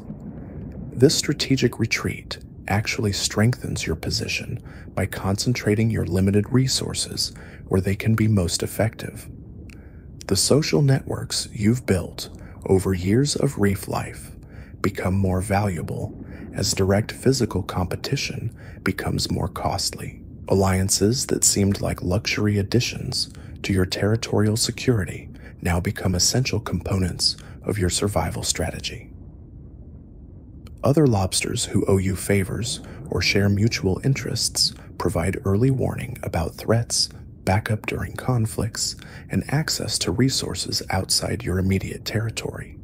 Managing these relationships requires diplomatic skills that go far beyond the simple dominance hierarchies that govern interactions between strangers. You need to maintain credibility as an ally while avoiding commitments that could drag you into conflicts that aren't in your interest. You must balance loyalty to old friends against the need to form new relationships as circumstances change and opportunities arise. The reef's political landscape becomes more visible to you as your perspective shifts from individual competition to broader strategic thinking. You begin to see patterns in how conflicts develop, how alliances form and dissolve, and how changes in one area of the reef ripple outward to affect territories and relationships throughout the community. This systemic understanding allows you to position yourself advantageously relative to trends that other lobsters don't recognize until much later. Your hunting evolves beyond simple predation to include elements of resource management and ecological manipulation. You learn to harvest prey in ways that maintain population levels in your territory, ensuring sustainable access to food sources over time. You discover techniques for influencing prey behavior that make hunting more predictable and efficient. You even begin to understand how your hunting activities affect the broader ecosystem in ways that can be turned to your advantage. The relationship between predator and prey becomes more nuanced as you develop preferences for certain types of hunting that go beyond simple caloric efficiency. Some prey species provide not just nutrition, but also strategic benefits. Their capture demonstrates your continued competence to watching competitors. Their scarcity makes successful hunts valuable social currency. Their difficulty provides mental stimulation that keeps your skills sharp during periods of reduced competition. Your reproductive behavior becomes more selective and strategic as the costs of mating increase and the time remaining for genetic contribution decreases. Each potential reproductive opportunity must be evaluated not just for immediate success probability, but for its impact on your overall fitness and survival prospects. Poor choices in timing or partners can have consequences that extend far beyond the immediate breeding season. The courtship process itself becomes more complex as your reputation and history affect how potential mates evaluate you as a partner. Previous successful matings enhance your attractiveness, but they also raise expectations about territory quality and parental investment. Failed courtship attempts or reproductive failures become part of your social record, influencing future opportunities in ways that compound over time. Your approach to territory defense shifts from reactive responses to proactive management as you develop better understanding of threat assessment and deterrence effectiveness. Instead of waiting for challenges to develop into serious conflicts, you learn to identify potential problems early and address them through strategic positioning, alliance activation, or targeted displays of strength that discourage escalation. The timing of these interventions becomes crucial as your energy reserves become more precious and recovery from conflicts takes longer. Early intervention can prevent serious challenges from developing, but premature responses waste resources and may provoke conflicts that could have been avoided entirely. Learning to calibrate these responses requires a level of social intelligence that comes only through extensive experience with reef politics. Your daily routines become more ritualized as you develop habits that maximize efficiency while minimizing exposure to unnecessary risks. These patterns serve multiple functions. They conserve mental energy for important decisions. They create predictability that helps maintain social relationships, and they establish behavioral frameworks that can be modified quickly when circumstances require adaptation. But routine also creates vulnerability, as predictable behavior can be exploited by competitors who study your patterns and time their challenges accordingly. Balancing the benefits of efficiency against the risks of predictability becomes one of the ongoing challenges of maintaining territory and social position as an aging lobster. The solution involves building flexibility into your routines while maintaining enough consistency to realize the benefits of habitual behavior. Your sleep patterns change as the need for vigilance conflicts with the body's requirements for rest and recovery. Deeper sleep becomes a luxury that you can afford only in the most secure locations during the safest times. Light sleep and frequent awakening become normal as your nervous system adapts to the reality that threats can emerge at any time, and rapid response capability is essential for survival. The quality of your rest affects every other aspect of your life, from hunting effectiveness to social interactions to territorial defense capabilities. Learning to maximize recovery during limited safe periods becomes a crucial skill that separates successful aging lobsters from those who decline rapidly under the cumulative effects of chronic stress and insufficient recovery time. Your relationship with younger lobsters evolves from simple competitive exclusion to more complex interactions that reflect your changing position in the reef's age structure. Some young lobsters represent threats that must be eliminated or discouraged, but others offer opportunities for alliance formation, knowledge transfer, or strategic manipulation that can benefit your own position. The key lies in accurately assessing which category each individual falls into and responding appropriately. Mistakes in this assessment can be costly. Eliminating potential allies reduces your strategic options, while tolerating genuine threats can lead to eventual displacement from your territory. Your accumulated experience with lobster behavior and development helps make these distinctions, but the assessments must be updated constantly as young lobsters grow and their capabilities change. Your own offspring from previous years complicate these relationships as genetic relatedness conflicts with competitive interests. Supporting your descendants might benefit your genetic legacy, but it also strengthens future competitors for your own resources. The optimal balance between these conflicting pressures depends on factors including your current resource security, your remaining reproductive potential, and the specific capabilities and behaviors of the individual offspring involved. Some of your genetic descendants show promise as potential successors to your territorial holdings, displaying intelligence, aggression, and adaptability that suggest they might be capable of maintaining the territory after your eventual decline. Investing in their development could ensure continuity of your genetic line's access to prime resources, but this investment also accelerates the process by which you'll eventually be displaced from the territory you've spent years developing and defending. The reef's seasonal cycles become more challenging as your ability to adapt to environmental changes decreases with age. Temperature fluctuations that were minor inconveniences during your youth now require significant behavioral adjustments to maintain hunting effectiveness and territorial security.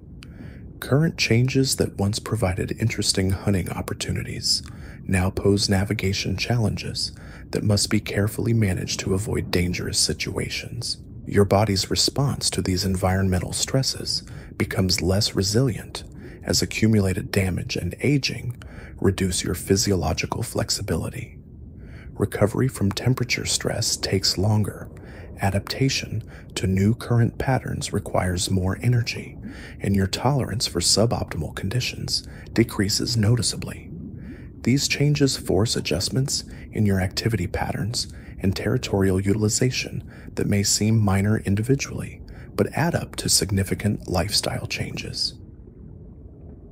The social dynamics of seasonal changes also become more complex as your position in the reef community evolves. During periods of environmental stress when resources become scarce, your accumulated advantages in territory quality and alliance relationships become more valuable, but they also make you a more attractive target for desperate competitors. Maintaining security during difficult periods requires more sophisticated strategy and more energy expenditure than simple territorial defense during abundant times. Your hunting success during seasonal transitions depends increasingly on your ability to predict and prepare for changes rather than simply reacting to them as they occur. This predictive capability, built through years of observation and experience, becomes one of your most valuable competitive advantages as physical capabilities decline. Other lobsters who lack this experience may struggle to adapt quickly enough to maintain their positions during periods of rapid environmental change. The reef's long-term ecological changes become more apparent to you as your extended residence provides perspective that shorter-term inhabitants lack. Gradual shifts in species composition, subtle changes in current patterns, and slow alterations in habitat structure become visible through comparison with conditions from years past. This historical perspective allows you to anticipate changes and position yourself advantageously relative to trends that other lobsters don't recognize. Your ability to read these long-term patterns becomes valuable not just for your own strategic planning, but also as information that can be traded or shared to strengthen alliance relationships. Younger lobsters who lack historical context benefit from your insights about cyclical patterns and trend directions, while you benefit from their physical capabilities and current tactical intelligence. These information exchanges create mutual dependencies that stabilize social relationships and provide insurance against various types of future challenges. Your molt cycles become more irregular and problematic as the energetic costs of shell replacement compete with the demands of territorial defense and resource acquisition. Each molt now requires more preparation time, longer recovery periods, and more careful timing to avoid coinciding with seasonal challenges or social conflicts. The vulnerable period following each molt becomes more dangerous as your enemies become more sophisticated about recognizing and exploiting these windows of weakness. The quality of your new shell after each molt begins to decline as your body's ability to mobilize the necessary minerals and proteins decreases with age. Thin spots, weak joints, and poor integration between old and new shell segments create vulnerabilities that must be compensated for through behavioral adjustments and tactical modifications. These physical limitations require increasingly creative solutions to maintain competitive effectiveness. Your claws, the primary tools of lobster success, show the accumulated wear of years of use in ways that affect their functionality and appearance. Chips and cracks reduce their crushing power and precision, while worn surfaces make gripping more difficult during fights and hunting. Regenerating damaged claws takes longer and produces inferior replacements that may never fully match the capabilities of your original equipment. But experience compensates for declining hardware through improved technique and strategic application. You learn to use damaged claws more efficiently, to position yourself in ways that maximize their effectiveness despite physical limitations, and to choose targets and tactics that work within your current capabilities rather than requiring peak physical performance. Adaptation becomes more important than raw capability as the primary determinant of continued success. Your territory begins to show signs of your long occupation as repeated use patterns create environmental changes that reflect your preferences and behaviors. Preferred hunting routes become worn paths through the coral. Frequently used shelters show modifications that improve their defensive characteristics, and feeding areas display the accumulated effects of your selective harvesting over multiple seasons. These environmental modifications create both advantages and vulnerabilities for your continued occupation of the territory. The improvements make the area more valuable to you specifically, but they also make it more attractive to potential competitors who could benefit from your investment in habitat modification. Defending territory that you've improved becomes both more important and more difficult as the stakes increase along with the value of the improvements. Your impact on the local ecosystem extends beyond simple predation as your long-term presence affects prey behavior, competitor distribution, and even the physical structure of the habitat.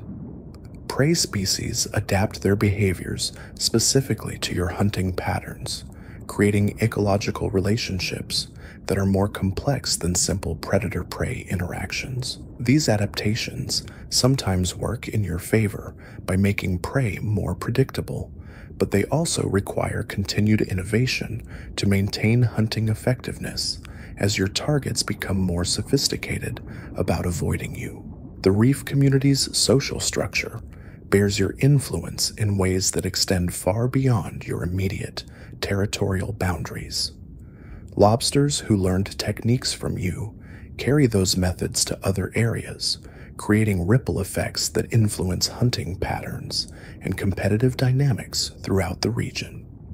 Your alliance relationships create networks of mutual support that affect conflict outcomes and resource distribution across multiple territories. Your legacy on the reef is already being written through these various impacts, even as you continue actively participating in its competitive dynamics. The territory you've developed, the techniques you've pioneered, the relationships you've built, and the offspring you've produced all represent forms of persistence that will outlast your individual presence on the reef. Understanding this broader context provides perspective on your current situation and influences your strategic decisions about how to allocate your remaining time and energy. The knowledge that your individual story is part of a larger ongoing narrative doesn't diminish the importance of your current struggles and successes, but it does provide a framework for understanding their significance beyond immediate survival and reproduction. Your continued efforts to maintain position and pass on advantages to your genetic descendants contribute to evolutionary processes that shape lobster populations across multiple generations and geographic regions. Your daily existence continues to revolve around the fundamental challenges of finding food, defending territory, avoiding predators, and managing social relationships. But these activities now carry additional meaning as components of a life story that spans multiple phases of reef ecological development. The juvenile who struggled to survive the transition from planktonic drifter to bottom-dwelling predator has become an experienced adult whose continued presence influences the environment in measurable ways. The future remains uncertain, as it always has been for lobsters living in the dynamic environment of the reef. But your accumulated experience, established relationships, developed territory, and genetic contributions provide foundations for continued success that didn't exist during the more precarious phases of your earlier life. The question now is not whether you can survive, but how long you can maintain your current position and what kind of legacy you'll leave for the lobster community that will continue after your individual story ends. The reef itself continues changing around you, presenting new challenges and opportunities that require ongoing adaptation despite your advanced age and accumulated experience. Climate change, pollution, fishing pressure, and natural ecological succession all contribute to an environment that refuses to remain static, even for successful, well-established lobsters like yourself. Thriving in this dynamic system requires not just the ability to exploit current conditions, but also the flexibility to adapt to whatever changes emerge next. Your story as an individual lobster is approaching its climactic phases, where the accumulated advantages and disadvantages of your life choices will determine whether your final years represent continued success or gradual decline.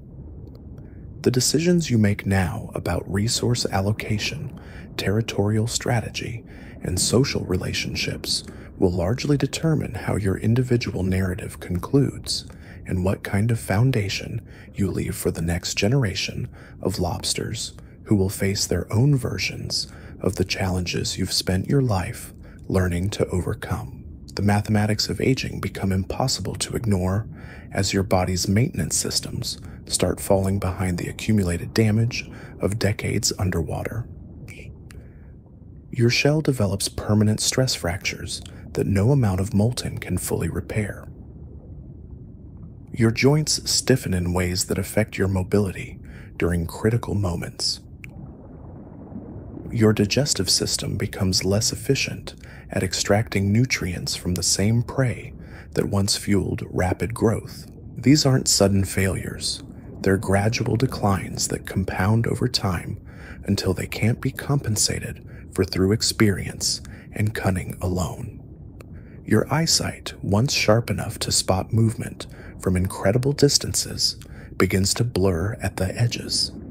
Colors become harder to distinguish, especially in low-light conditions where you once held significant advantages over younger competitors. Movement detection remains acute, but fine detail recognition suffers in ways that affect your ability to assess threats and opportunities accurately. Night hunting, your longtime specialty, becomes more challenging as visual cues that once seemed obvious now require more concentration to interpret correctly. Your reaction times slow by fractions of seconds that seem insignificant but prove crucial during high-speed encounters with predators or prey.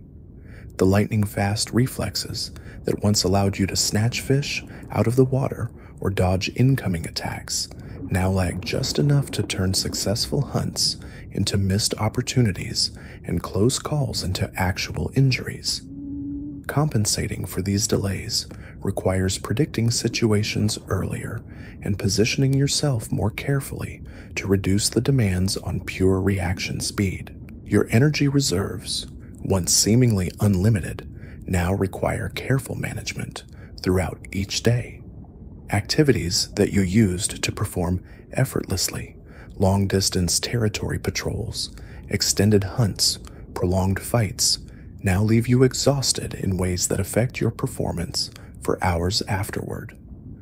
Recovery from exertion takes significantly longer, forcing you to space out demanding activities and choose your battles more selectively than ever before. The reef's younger generation shows less deference to your established position as your physical decline becomes more apparent to watching eyes. Lobsters who once avoided your territory entirely now test your boundaries more frequently, probing for weaknesses in your defensive capabilities. Your reputation still carries weight, but reputation alone won't deter ambitious challengers who sense that your enforcement capabilities may no longer match your historical intimidation factor. These challenges come more frequently and with less warning as your early detection systems become less reliable. Intruders who once would have been spotted and deterred before reaching your core territory now sometimes penetrate deeper into your domain before you notice their presence. When confrontations do occur, they last longer and cost more energy as opponents recognize that outlasting your initial aggressive response might lead to victory through attrition. Your hunting grounds shrink not through territorial losses, but through your own recognition that certain areas have become too risky given your reduced capabilities. Deep crevices where you once pursued prey aggressively now represent potential traps where escape might be impossible if predators arrive unexpectedly. Open areas that provided excellent hunting opportunities now feel too exposed for comfort, given your slower escape responses. The social fabric of your alliance network begins fraying as other aging lobsters face their own decline-related challenges, and younger lobsters show less interest in maintaining relationships with individuals whose future support capabilities are questionable. Some allies simply disappear, whether through death, displacement, or migration to more suitable territories, leaving gaps in your information network and mutual defense arrangements that become harder to replace. Your reproductive output decreases as your body prioritizes survival over reproduction in the face of increasing physiological stress. Mating opportunities become less frequent, partly due to reduced attractiveness to potential partners, and partly due to your own decreased investment in courtship activities that no longer seem worth the energy expenditure. The genetic legacy you've built through previous reproductive success becomes more important as current reproductive prospects diminish. The territory you've spent years developing and defending begins showing signs of overutilization as your reduced hunting range forces you to exploit resources more intensively within a smaller area. Prey populations in your core territory decline as regeneration rates fail to keep up with your concentrated harvesting pressure. The sustainable resource management that characterized your prime years gives way to more extractive practices driven by immediate survival needs. Your shelters require more maintenance as your ability to excavate and modify hiding spots decreases with age. Storm damage that you once repaired quickly now accumulates over multiple seasons, gradually reducing the security and comfort of your primary refuges. Finding and developing new shelters becomes more difficult as the physical work involved exceeds your current capabilities, forcing you to make do with increasingly suboptimal accommodations. The reef's environmental changes hit you harder than they used to, as your physiological resilience decreases and your behavioral flexibility becomes more limited. Temperature fluctuations that were minor inconveniences during your prime now require significant energy expenditure to manage. Water chemistry changes that once barely registered now affect your appetite, activity levels, and general well-being in ways that cascade through every aspect of your daily routine. Your molt cycles become increasingly problematic as your body struggles to complete the complex process of shell replacement while maintaining basic metabolic functions. The pre-molt period stretches longer as mineral mobilization becomes more difficult. The actual molting process takes more time and energy, leaving you vulnerable for extended periods. post-molt recovery extends for days or weeks, as your new shell hardens more slowly and less completely than in previous years. Each molt now carries genuine risks of mortality, as the physiological stress of the process approaches the limits of your body's ability to cope. Incomplete molts, where portions of old shell refuse to separate properly, become more common and more dangerous. Shell deformities that would have been minor cosmetic issues in your youth now create functional problems that affect mobility, protection, and feeding efficiency. Your swimming ability deteriorates as muscle mass decreases and joint flexibility becomes more limited. The powerful tail thrusts that once propelled you rapidly through the water now generate less force and require more recovery time between efforts. Sustained swimming, once easily managed during territory patrols or hunting expeditions, becomes exhausting exercise that must be carefully rationed throughout each day. The coordination between your various appendages becomes less precise as neurological function begins to decline along with physical capabilities. Complex manipulations that once felt natural, simultaneously using different claws for different tasks, coordinating walking legs during rapid movement, managing antennae positioning during social interactions, now require conscious attention and often result in clumsy or inefficient performance. Your chemical communication systems show signs of aging as scent production becomes less reliable and scent detection becomes less sensitive.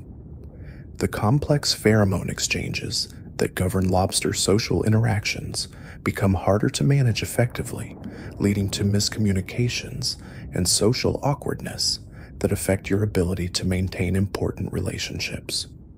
Your territorial marking becomes less effective as scent persistence decreases and refresh frequency requirements increase.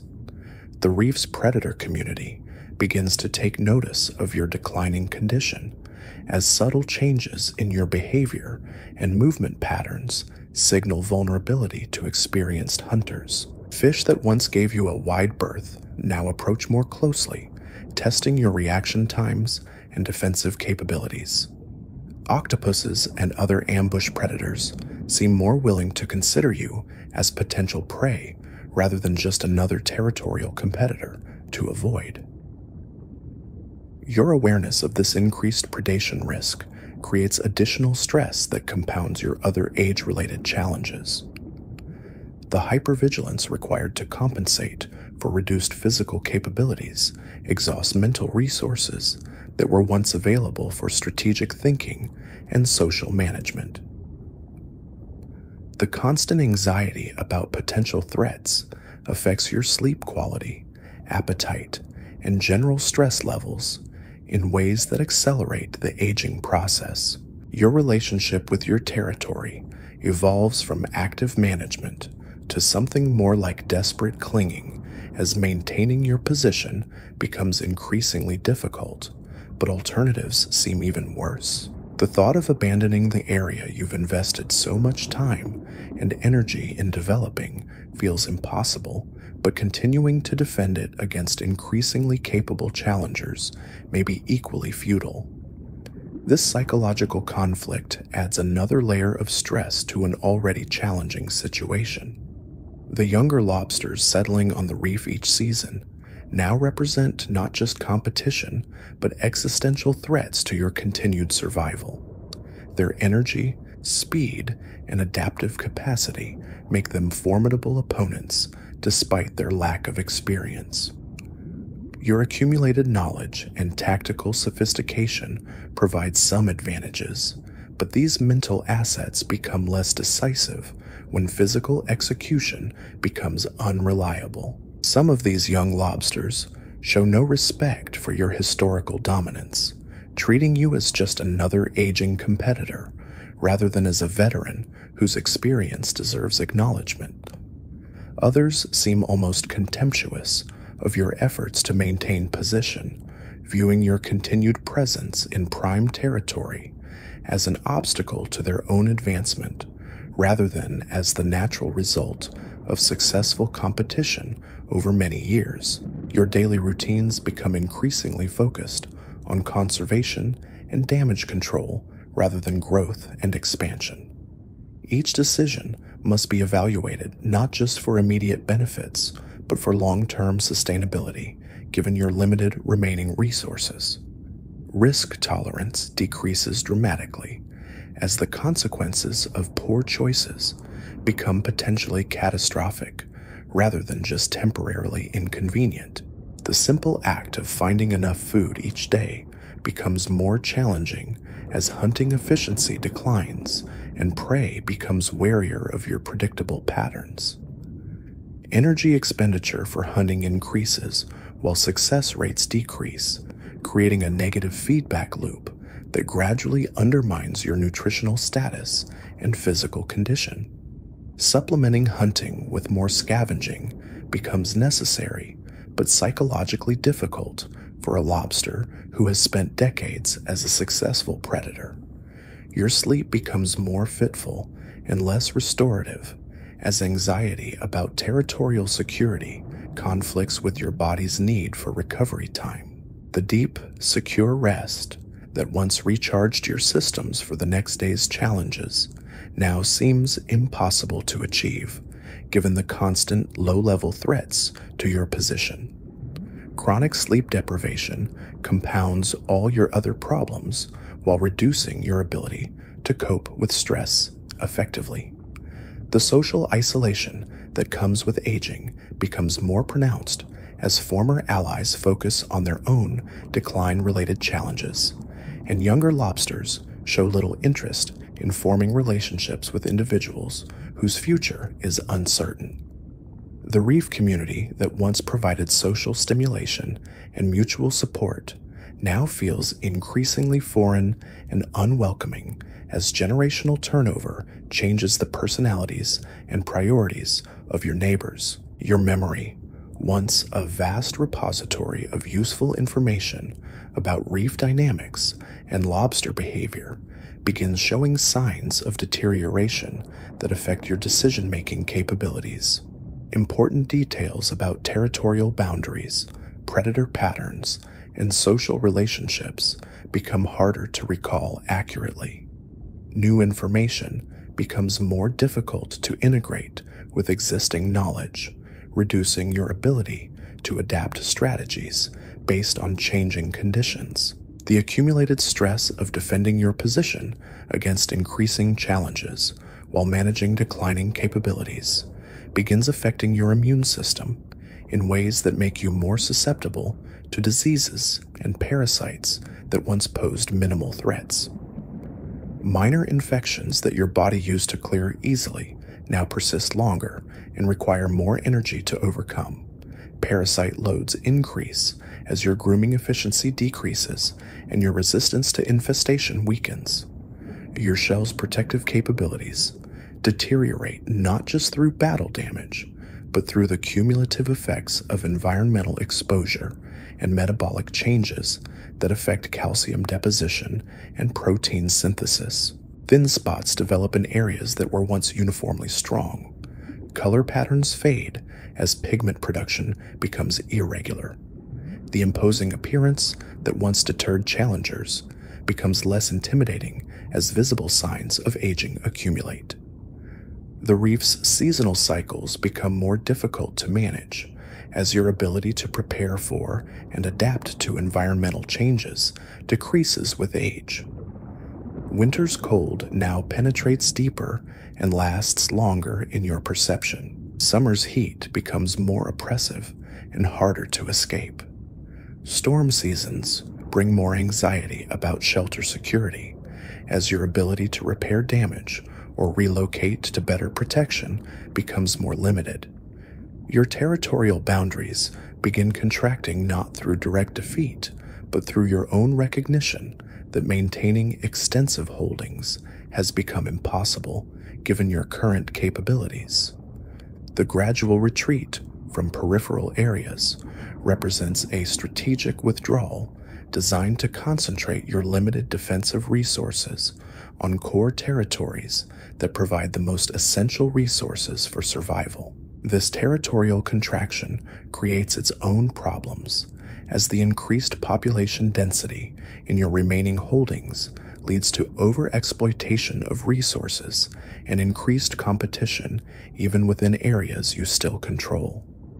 The sustainable balance between resource extraction and regeneration that once characterized your territory management becomes impossible to maintain when survival needs force more intensive harvesting. Your hunting strategies evolve toward approaches that minimize risk and energy expenditure rather than maximizing success rates or prey quality. Ambush hunting from secure positions replaces active pursuit of mobile prey. Scavenging opportunities receive more attention as they require less physical capability than killing fresh prey. Cooperative feeding situations, once avoided to prevent resource sharing, now become attractive because they reduce individual hunting demands. The reef community's perception of your status begins shifting from respected elder to declining liability as your contributions to group activities decrease and your resource requirements remain high. Younger lobsters, who once sought your approval or feared your disapproval, now treat you with indifference or barely concealed impatience. The social capital you accumulated through decades of successful competition gradually loses value as current performance becomes more important than historical achievement. Your remaining time on the reef enters its final phase as the balance tips definitively toward decline rather than maintenance. The question changes from how long you can maintain your current position to how gracefully you can manage the inevitable transition toward the end of your story. The reef that has been your home, your challenge, and your achievement for so many years prepares to continue its cycles with a new generation of lobsters who will face their own versions of the struggles you've spent a lifetime learning to navigate. The end doesn't announce itself with fanfare or ceremony.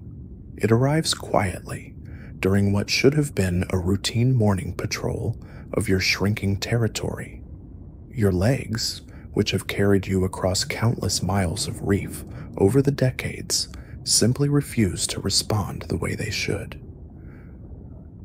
The coordination that once felt as natural as breathing now requires conscious effort that exhausts you before you've even begun to move.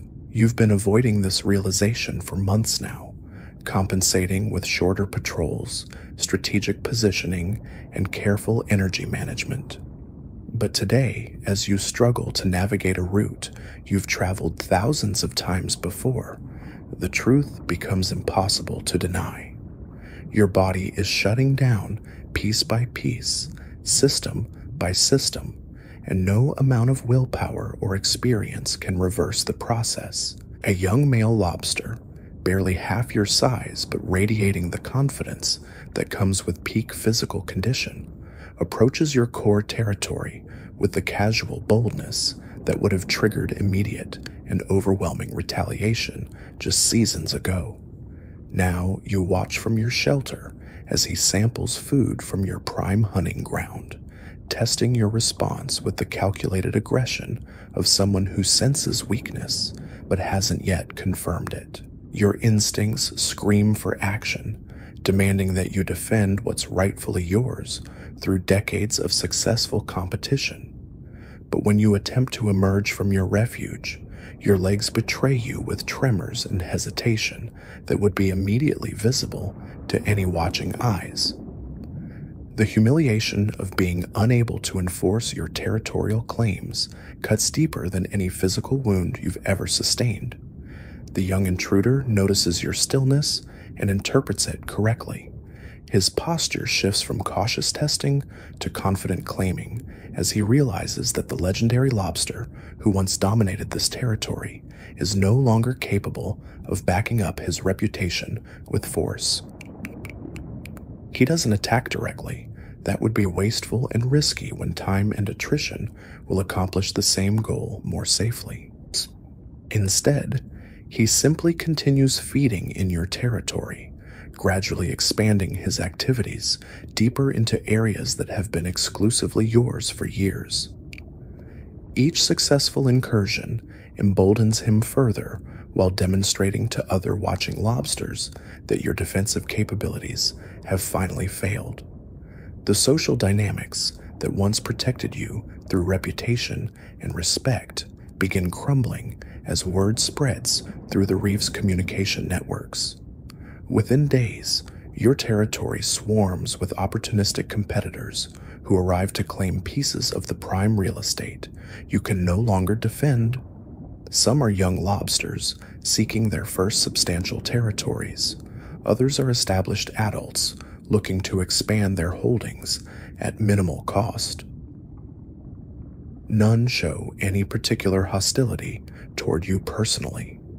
This isn't about revenge or dominance assertion, it's simply business. You retreat deeper into your primary shelter as the feeding frenzy of territorial acquisition continues around you. The sounds of conflict echo through the water as the various claimants fight among themselves to determine who gets which portions of your former domain. These battles rage with the intensity that you once brought to your own territorial conquests, but now you're merely a spectator to the process that's dismantling everything you built. Your food supply dwindles rapidly as hunting becomes impossible and scavenging opportunities disappear within the increasingly crowded and contested space around your refuge. The metabolic demands of your aging body continue even as your ability to meet those demands evaporates. Hunger becomes a constant companion, gnawing at your consciousness with increasing intensity as each day passes without adequate nutrition. The shelter itself, once your fortress and sanctuary, begins to feel more like a tomb as your mobility decreases and your connection to the outside world shrinks to whatever you can observe from the entrance. The modifications you made over years of occupation, the carefully excavated chambers, the strategically positioned defensive obstacles, the comfort improvements that made this space uniquely yours, now serve mainly as reminders of capabilities you no longer possess. Your sensory systems continue their gradual shutdown as the neurological infrastructure that once kept you connected to your environment fails piece by piece. The chemical communication network that allowed you to monitor reef activities and social dynamics becomes increasingly unreliable. Your ability to interpret the complex information flows that govern lobster society deteriorates until you can no longer distinguish between important signals and background noise. The reef's daily rhythms continue around you with the same intensity and purpose they've always shown, but you're no longer truly part of them. You've become a passive observer of the world you once actively shaped, watching younger lobsters pursue the same goals you once pursued with the same determination you once possessed. The cycle continues, but your role in it has fundamentally changed. And there it is, your complete story as a lobster, from that first terrifying moment as a microscopic drifter to these final quiet hours in your shelter. You beat odds that would make winning the lottery look easy. You survived predators that could swallow you whole, fought battles that would make gladiators nervous, and carved out a life in one of the planet's most unforgiving environments. Most lobsters never make it past their first week, but you became a legend on your reef, a master of your domain, and a contributor to the endless cycle that keeps your species alive against all odds. That's not just survival, that's triumph. Here you can find the next video. Until then, see you soon.